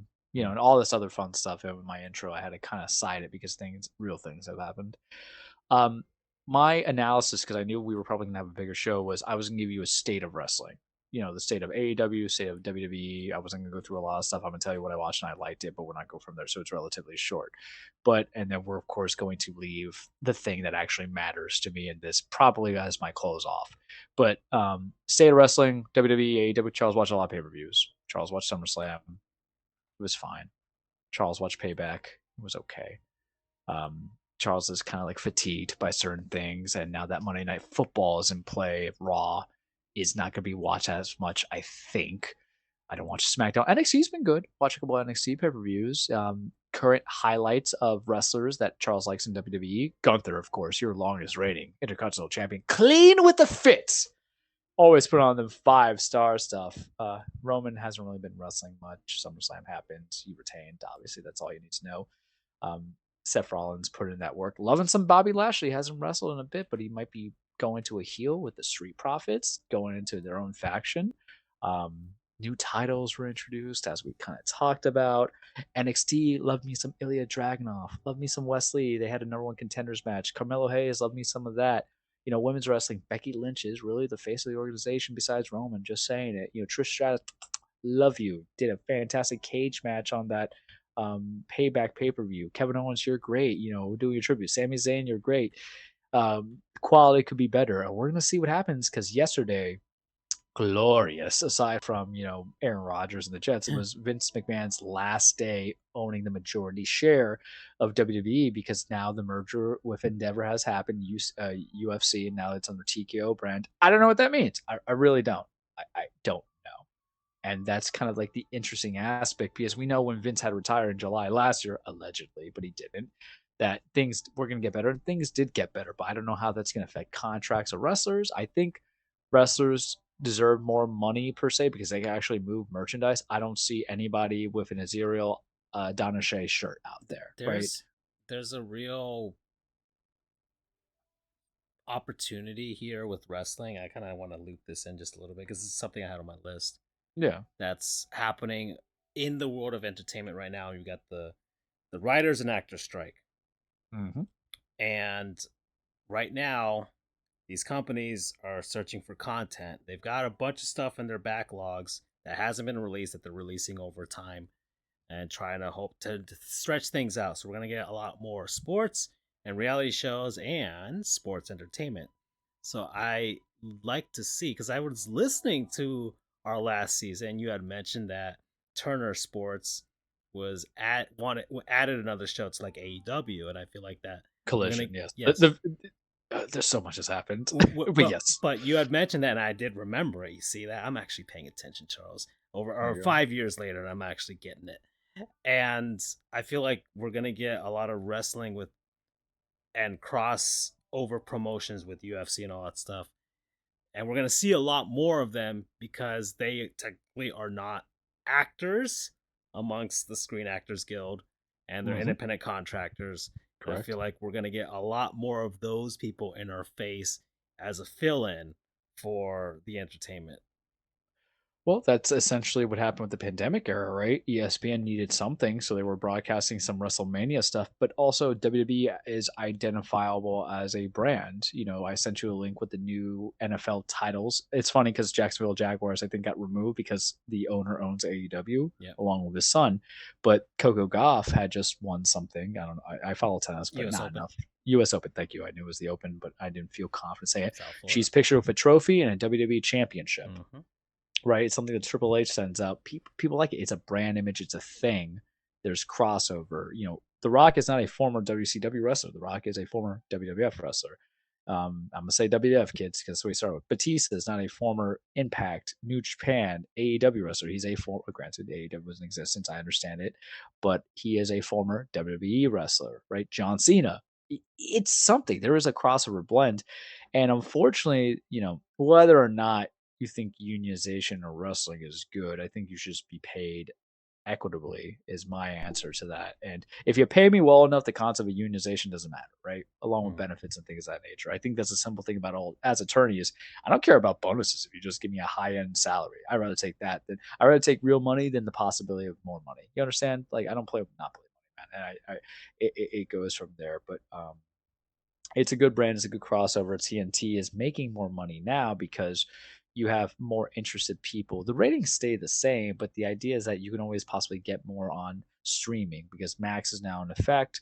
The idea is you might have other sponsors who want to be on your streaming platform and your cable network television. Buddy, that's you have two pockets and each one can hold a wad of cash. That's the mentality. State of AUW. It's just okay. CM Punk got fired. That's how I'm going to start this. I was Oh, never okay, fully. that was on my list. So, because last season, it was at the beginning, or not really at the beginning, but it was in part of an interesting point of the CM Punk story. And Yeah. you had said to me you wanted to hold off because you didn't really know where it was going to go. Yeah. But now that was one of my questions I wanted to ask, because now I feel like I may have lost a bit at the beginning of the CM Punk saga, but I feel Yeah. like now you can finally give me a nice synopsis as to how we've gotten to this point, because some interesting things have happened that have I, I got this. trended on Twitter, you I could do know? this on 3 to 4 sentences. You ready for Yes. this?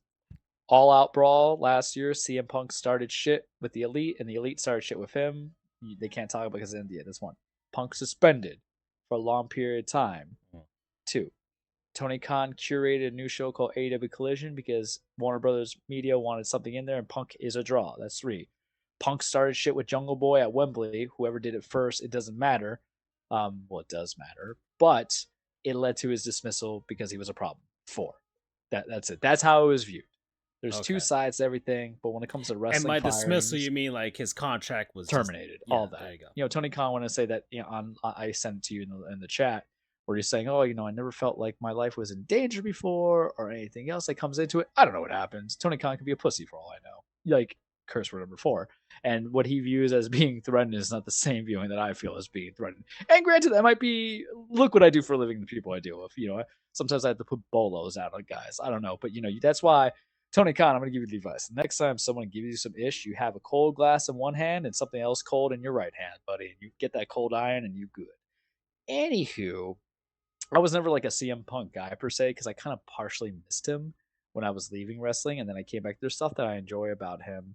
Um, it's about who you make money with, and wrestling is a carny sport, and the idea is that you want to get the most value of money, so you should work with anybody. Finn Balor said best, I'll work with a broomstick if it brings me money, right? That's the mentality that comes into it, and you give the shout out. But there's, you know, there's people on AEW that I like. I paid for Forbidden Door.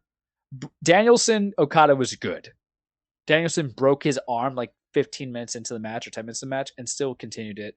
So annoy people. There's building into it, but everything has its rough patches. Highlight stars of wrestling right now, I do like Orange Cassidy. You guys got to let it go. He's good at what he does. I'm sorry. Darby Allin's put in some good work. Loving me some Samoa Joe. Loving me some Christian Cage. MJF has turned face. Like it. You know, him and Adam Cole. I don't know how the end result's going to be. I need Tony Khan to get more of a split of Ring of Honor and AEW because he owns both, but you're still having cross blends. And remember, Ring of Honor doesn't have licensing rights, so you're trying to get through Honor Plus, and they have to make it work. But it's been fine. Wrestling's just in a dull right now for me. There was other pay-per-views I didn't watch, and I was like, okay. But they had Wembley Stadium, and they had the biggest sellout, even more than WrestleMania 2, I believe that was at Wembley Stadium. So good for them. Wrestling needs competition to thrive and to let people who are not happy in one place go to another place to see if they can hone their craft and then bring up the new people. Plain and simple. So state of WWE, a little bit of a slog. We're in the C plus range. State of AEW, I would say it's a C plus range as well.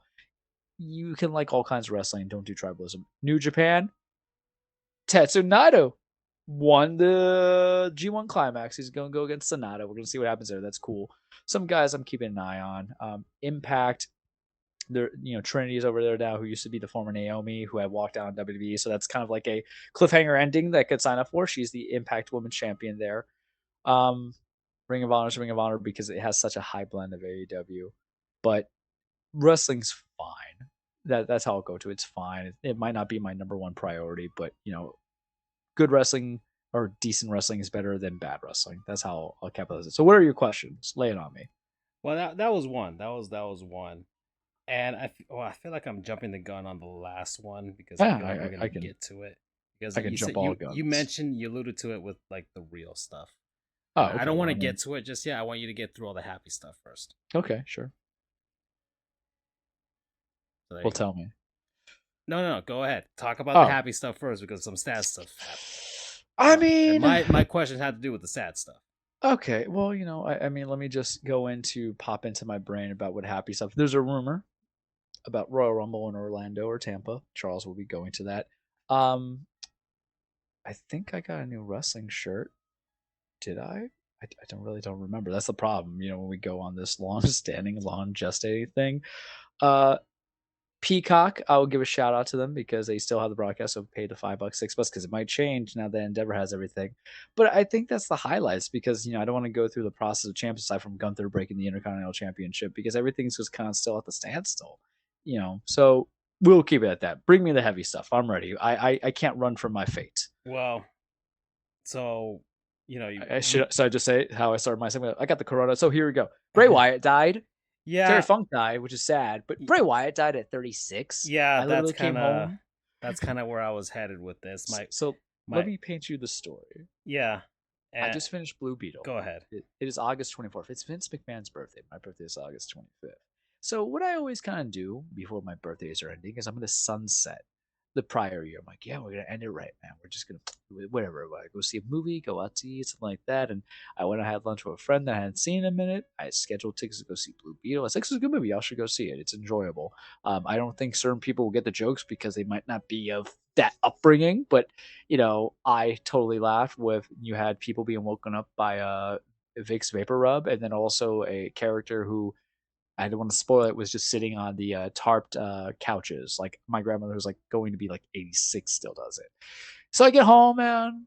I haven't gone to the bathroom, so I just take down my pants. I squat down. I'm gonna do the business. I'm gonna go on the Twitter because it's fun, and then like my bowel process, man, was ruined because I go and see Bray Wyatt, aka Wyndham Rotunda, died at 36. I'm like, please be kidding. I'm like, gotta be Josh right now because everybody says someone dies on the Twitter or the X, and X can give it to you, and I don't believe it at the time because there's no verification. Then reports came out, and it took me so much to be like how Brody died a couple years ago. I never envisioned, Francisco, that I would be crying on the toilet sober or not eating Taco Bell to burn through me and saying, God, or anything spicy. It's not really Taco Bell, like that spicy spice stuff, but here we were. And I didn't shed the manliest tears, but I shed the real tears. I have a Bray Wyatt shirt. It's a Wyatt Gym. I've taught you about him. I had to build you guys up on the Fiend, the Firefly Funhouse, trying to talk about and I remember when he got fired. I think my text to you about Vince was like, I hope Vince dies. That's literally, I think, what I put in the chat when Bray was fired. He came back. He was telling a story. He had a Royal Rumble match, and he was disappearing. And I was kind of annoyed with it. And I was talking to my friends who like wrestling, and you find out someone died at 36. And apparently, what the reports came out was he had COVID a couple months back. He had an existing heart condition that affected it. And, he went to go take a nap and he died in his sleep because of the heart condition. He had like a defibrillator. He just got from the doctors that day, and then he just went. And you lost a talent. You lost someone who understood character work. The wrestling matches or whatever, but the problem was is that look who was producing those matches, Vince. You can never be happy. There's that character, the Fiend, was ruined the minute Goldberg won the title off of him at the Saudi pay-per-view. But Bray was the guy that I always want to give chances to because he was part. If NXT and the guys that were there starting out, Gargano and Andrade and Champa and a few other ones, basically the precursor to Black and Gold and the Black and Gold era, got me into wrestling and be like, okay, it'd be more than how I grew up watching stuff. The character work, though, the guys like you think of Sting and you think of Taker and you think of even these large life personalities like Kane and all this stuff. You have someone who understands the character work like Bray did, where he was a cult figure essentially with his Wyatt family, and then he came back as the Fiend for being the split between Mr. Rogers and the Devil Inside, and whatever he was leading to. And it just sucks. And it's one of those things where you connected to him because one, it was one of the first major roster deaths since Benoit's death, and we know what happened there. So it was that Benoit's death was just tragic, is the fact that he killed his child and his wife in the process. But here's somebody else who thankfully did not kill his wife and children, right? Andrew would be the gatekeeper of what I can say opinion wise in this, but I'm gonna say it's a known fact that Benoit did that. So thankfully Wyatt didn't do that, obviously, but it hits you and it didn't feel real. And I think that's how I felt when Brody died, like former Luke Harper, John Huber, where you're like, man, he had just left WWE. He went to AEW, was really making a name for himself. He was a guy I gravitate towards. And how I mentioned Ninja Turtles about feeling, connecting, that's what it is to be a wrestler who is giving you the promos. I feel that you can understand what they're talking from. For a guy who, if a guy, I'll give you the best example.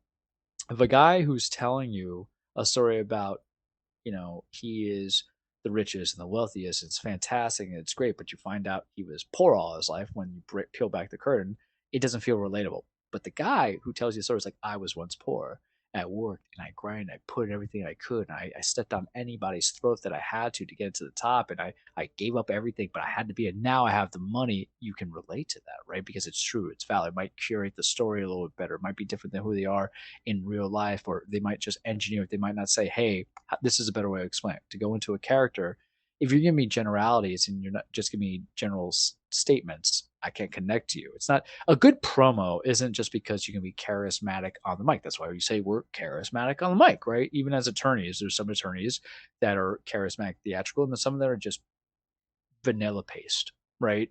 There's certain things you do, but when we're talking about when you're giving specific statements, you feel compelled to hear it. This is against the law. This is against this. Oh, Sister Abigail. I can't do a Bray Wyatt voice, or the Fiend, him, and all that stuff. And I think back when he came back and he gave that speech or that promo to the crowd when he returned at last year's Extreme Rules, and you connected to it. And that's the thing about wrestling, because in a world where, a lot of the main event guys, which Bray was, don't wrestle on the television weekly to still keep us captivated in the promos because something's working, something's clicking, something enthralls us. It's like a moth to the flame. And to see that they died at a young age, I'm 34. So yeah, you feel it. You feel that. You feel that greatly on a heart condition exacerbated by COVID. As someone who just had COVID, right? Yeah. 2 months later, the guy dies. It sucked up a vacuum. And to see that me and my friends, we're all adults, got back into wrestling partially because of this guy, person that made me buy merchandise, right? That I got his stuff. It's deflated, especially it was the same week that Terry Funk died. And I like Terry Funk, one of the best wrestlers out there. I've sent you the Florida Cracker video that he makes when he puts the motor oil on him, on himself, Terry Funk. And I always make, what was the joke? Because I use humor and levity as the basis of daily reality. It's how you do things as an attorney. It's not for everybody. But I said, of course, he dies on Vince's birthday. Vince, who I've been asking for his downfall for so long, murder them both in order to stay forever, to be eternal. The man's a succubus or an incubus. Incubus, I believe, is the correct phrase. But man, it sucks, and you're not gonna get it. It's almost the equivalent of like, hey, someone broke their neck and they can no longer wrestle again, right? But they're dead. Yeah. And what happens is, the hard part about wrestlers dying is the curtain is fully peeled back now. And then the kayfabe is broken, kayfabe is done, and then you hear all the positive stories. You hear all the special moments. You hear all the acts of kindness. You hear the Twitter posts, and you read it and you become obsessed with it. The same way I was when Brody died. I watched the WWE's documentary. I watched the BT episode. I read the Twitter stuff. I sent it to you guys because you connect, and in this world you connected more, and then you realize this person was a character, but he was a teddy bear or loved, and then you don't hear about the terrible stuff, and whether or not it was main event roster or like the entry card roster, it's still devastating. It's still human life. And I think sometimes we as people forget that the thing that connects us most with the world is that we're going to live and we're going to die, right? We might get to different walks and everything like that, but we need to appreciate the length of time that we have on this earth, because you really just don't know. If you gave me the tarot cards and you gave me the bingo cards and you gave me the predictions, I wouldn't have thought that he was going to go at 36. Um, and it's weird connectivity, because you watch the Wars. I watched that Raw. I watched that SmackDown, NXT. Death is something that we obsess over. And when it doesn't happen to us, but it happens to people that we like, whether we know them personally or if they're just someone that we follow, we become more obsessed with it. Because why? Because we know we're never going to get that again. And life is about the chase. It's about the thrill. That's the ultimate adrenaline. And it's a big stalwart, because now I can never chase any more Bray Wyatt moments. I can't have any moments where he's going to win championships, stuff like that. So now we become obsessed with, man, what could have been? What could have been if he lived? It's a terrible construct to be a fan of any kind of wrestling. It's the same way I think the equivalent is Roberto Clemente, right? If you bring into sports into it, what else could he have done with his legacy? Because I don't think he was retired at that point, correct? No, he had just gotten his 3,000th hit. Probably would have gotten a lot more. He was probably, I think he was like 38. Yeah, so I mean, but with that longevity that could have come in with it, so you wonder about it. Coming into it, and there was a Yankees catcher. This is what happens when I don't prepare. Thurman Munson. I knew it was Thurman, because it took a moment. But Thurman Munson, what could have been his career when people go? Lou Gehrig, right?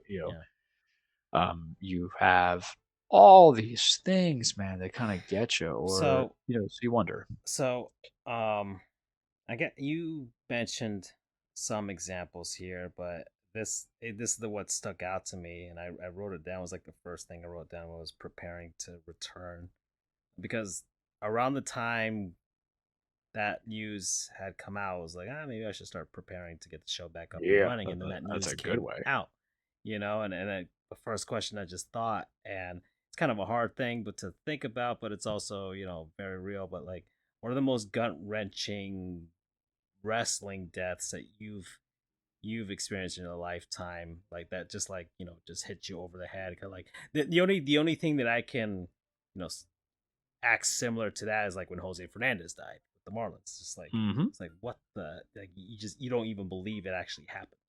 Yeah, actually, that's a better example than what I give. Jose Fernandez was a franchise invigorator, someone that you want to He was young. watch, He's 24. and you're stuck obsessing. You're What obsessing ifs? what the potential could be versus like you'll never get it. And that's a disgusting feeling. Mm, yeah.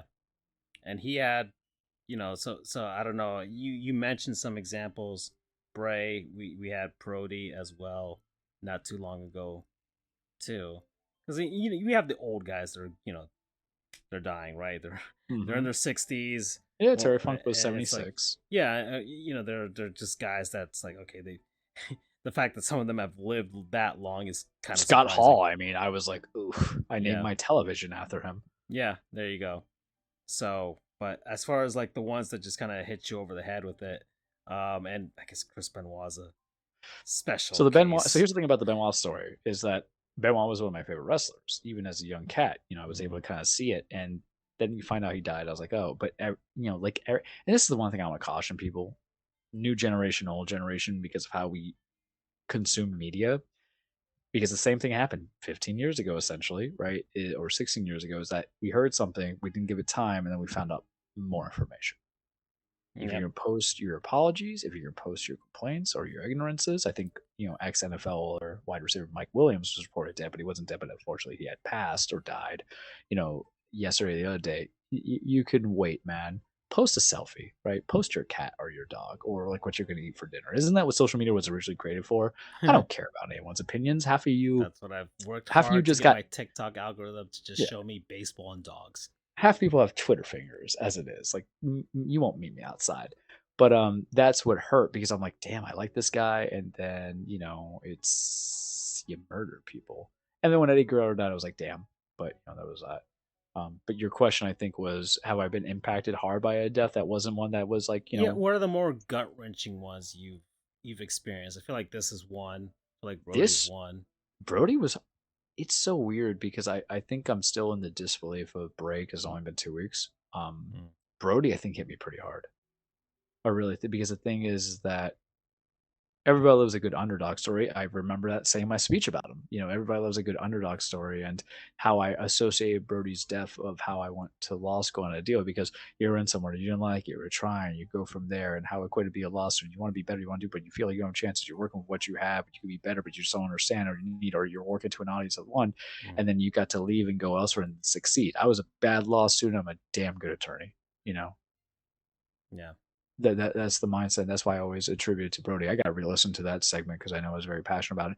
Hmm. Bray hasn't hit yet, man. I looked at something today where his fiance posted on the social media what she Yeah. wants because, whereas I think whereas with Brody, it's because Brody and Bray have both deteriorated. But I think what happened is that with Bray was there was a belief that he was recovering and it was ready to go, and it just seems like that it was just time, right? We like to say that in life and in profession. Brody, it's about because I think also Brody hit me because you heard about what the deterioration was. He was on, oxygen machines and stuff like that. And it was so quickly, and they didn't know what it was, and everyone was speculating. And then, also you find out that other wrestlers like Big E and Cody were there when they pulled the plug on him. And for Big E, who is we love him on the Twitter. Please follow him. He that was like his best friend he considered, and he's telling the story how he got to be there and their family, and then also with the death of Brody, I think it connected both and bridged the gap of AEW and WWE because obviously for so many reasons, and that stuff just hit. But it's different, man, because like it was for Jose, and I still think the Marlins messed up when they took out a statue, even though the statue looked ugly, right? But you Which statue? for Jose, or did they He have a memorial or something for him? well, there was no statue. The most they had They did is something. They took him out. I'm not a Marlins guy, well, so I on can't one speak of the to it. pillars they had his number 16 and Fernandez, and in like an orange wall, Yeah. and it was and people could sign their names on there, and lay flowers and everything like that. But then they took those away. Then it was just the 16, and then I think when Jeter got there, they kind of just painted over it, just like, okay, especially after all the stuff. And I think somewhere in the ballpark is like a like a small bronze number 16, right? Just to have something. But it's Okay. it's like, and I don't even know where in the ballpark it is. It's probably one of the lower sections, like in Mhm. the nice seats that I Well, don't pay for. and I speculate it's because of what came out after the events, Yeah, but it's not like he yeah, murdered that it's someone. kind of one of those things that it hits you hard, and then the other like uh, not dissimilar to the Chris Benoit stuff, but like Sure. stuff comes out afterwards where it's just like, Yeah, oh, he was a but cokehead. even I did not know. I hear people do that and they make excuses of it, and this is where we're hypocritical. Even we're going for people in deaf. It's like, okay, you make excuses. I'm like, but with something like that, I'm just gonna say it's unfortunate for all the people that are on there. But Yeah, then, to my knowledge, is everybody was partaking. There was a responsibility, right? I don't yeah, know. Like yeah, that's the because lawyer in me. yeah, and there was a lot of people that could have Well, prevented that from that's the happening. But problem with regardless, sports. I'm not gonna Yeah. harp on on But the I think situation. I think that hits onto a point that I was making earlier. That is the problem I feel with sports fanaticisms is that we'll make any excuse to really hate you on something that we don't even know people in full, and it's just an ugly way to live in your existence as a person. And sometimes that goes in the fan base. But yeah, so I don't think Braves really hit me. I think you're numb to the fact of it, and you're just like, all right, that's literally what it is. The problem is Yeah, I'm getting to the age where a lot of wrestlers are dying yeah, in my group, and it's just I think what takes you off is the 36. But you peel back the yeah. curtain and you see father, fiance, The real family life member, stuff. Yeah, friend, and you're just like, because you know what the problem is that if Terry Font's 76, 77, I'm not 76 or 77, right? I'm 34, 36. I'm like, yeah, I could probably be me, sure, whatever. And so that's why we always tell people to be nice. I know when we were doing COVID year, we were very ho hum on some episodes because people were dying. That might be because brumped up because we're a little dramatic, but it's perspective. You gotta, you if you don't know what you want to do in life, at least put a game plan to find out what you want to do. That's the energy that I took from this, and inspire yourself to be uh, creative. And I will say this, a phrase that they used about him that he has said in one of his promos that they carried over in his memorial was, in a world of black and white, I'm the color red. And I think that's something, maybe it means something to stand out, but mm. that's a mantra I can get behind on someone who thinks cinematically in life. At 34, trying to figure out his whole purpose and everything, I can vibe that. Why? Because I connected to the character and I connected to the performer. Yeah. Well, is that all you have for the cage? Sadly, yeah. Okay. I gave you the same feeling as people had when Roman beat Cody at Mania when you thought he was going to beat him. You got all amped up and excited, and I left you frustrated and sad. So sorry. But that is all I have for this week on the cage. Next week, we're going to be building the blocks to Yeah. Fastlane, which is October. We're going to be building blocks in the AEW Grand Slam Eliminator tournament of who's going to challenge MJF, hopefully. Obviously Samoa Joe against MJF. Maybe I'll inquire a little bit further, and then we'll get some clarity on what's going on with the WWE merger, because now that it's official, all I've been told is that Vince is not head creative; it's supposed to be Hunter. However, I call bullshit on it because, as Chris, we're number 5, better than we've been, right? Because Vince is always going to have his fingers In the on the pot. pulse, Yeah. and that's what it is. And the solution is just chop off the hands. I'm just saying, do us a solid, Hunter. Mm. Tell him, hey, you're rich, you're a billionaire now, you're able to get $10 billion out of it. Just retire, bud. Just retire. Convince daddy for it. And that's all for you. I got on the cage this week. Okay. Well, this ran a little longer, but I mean it's our As return. So expected. yeah, it's our return, and we usually take a long time. I thought there will be much more. We just had a lot to say over the course of an entire summer, but we're here now. Next week will be another week into these final weeks for baseball, and we'll week 2 for the NFL. Maybe something crazy will happen in college football that kind of piques our interest. And I mean, we talked about Zelda. That was really we talked a little bit about gaming, but we haven't really gotten into it because well, October is going to be happening soon, Well, and it's going to be an exciting month. next week's going to be able to knock it out, because you guys got to think baseball for one person is at the end of the ho humness. We don't Mm. talk about college football if Andrew's not here, so it's going to be week 2 football, some baseball, gaming is going to be talked about. Yeah, Promise you guys that. Or you can follow Francisco on his gaming channel yeah, on sure. Twitch. We're doing stuff there, but all right. Well, I'm done. Bye, everybody. Take care.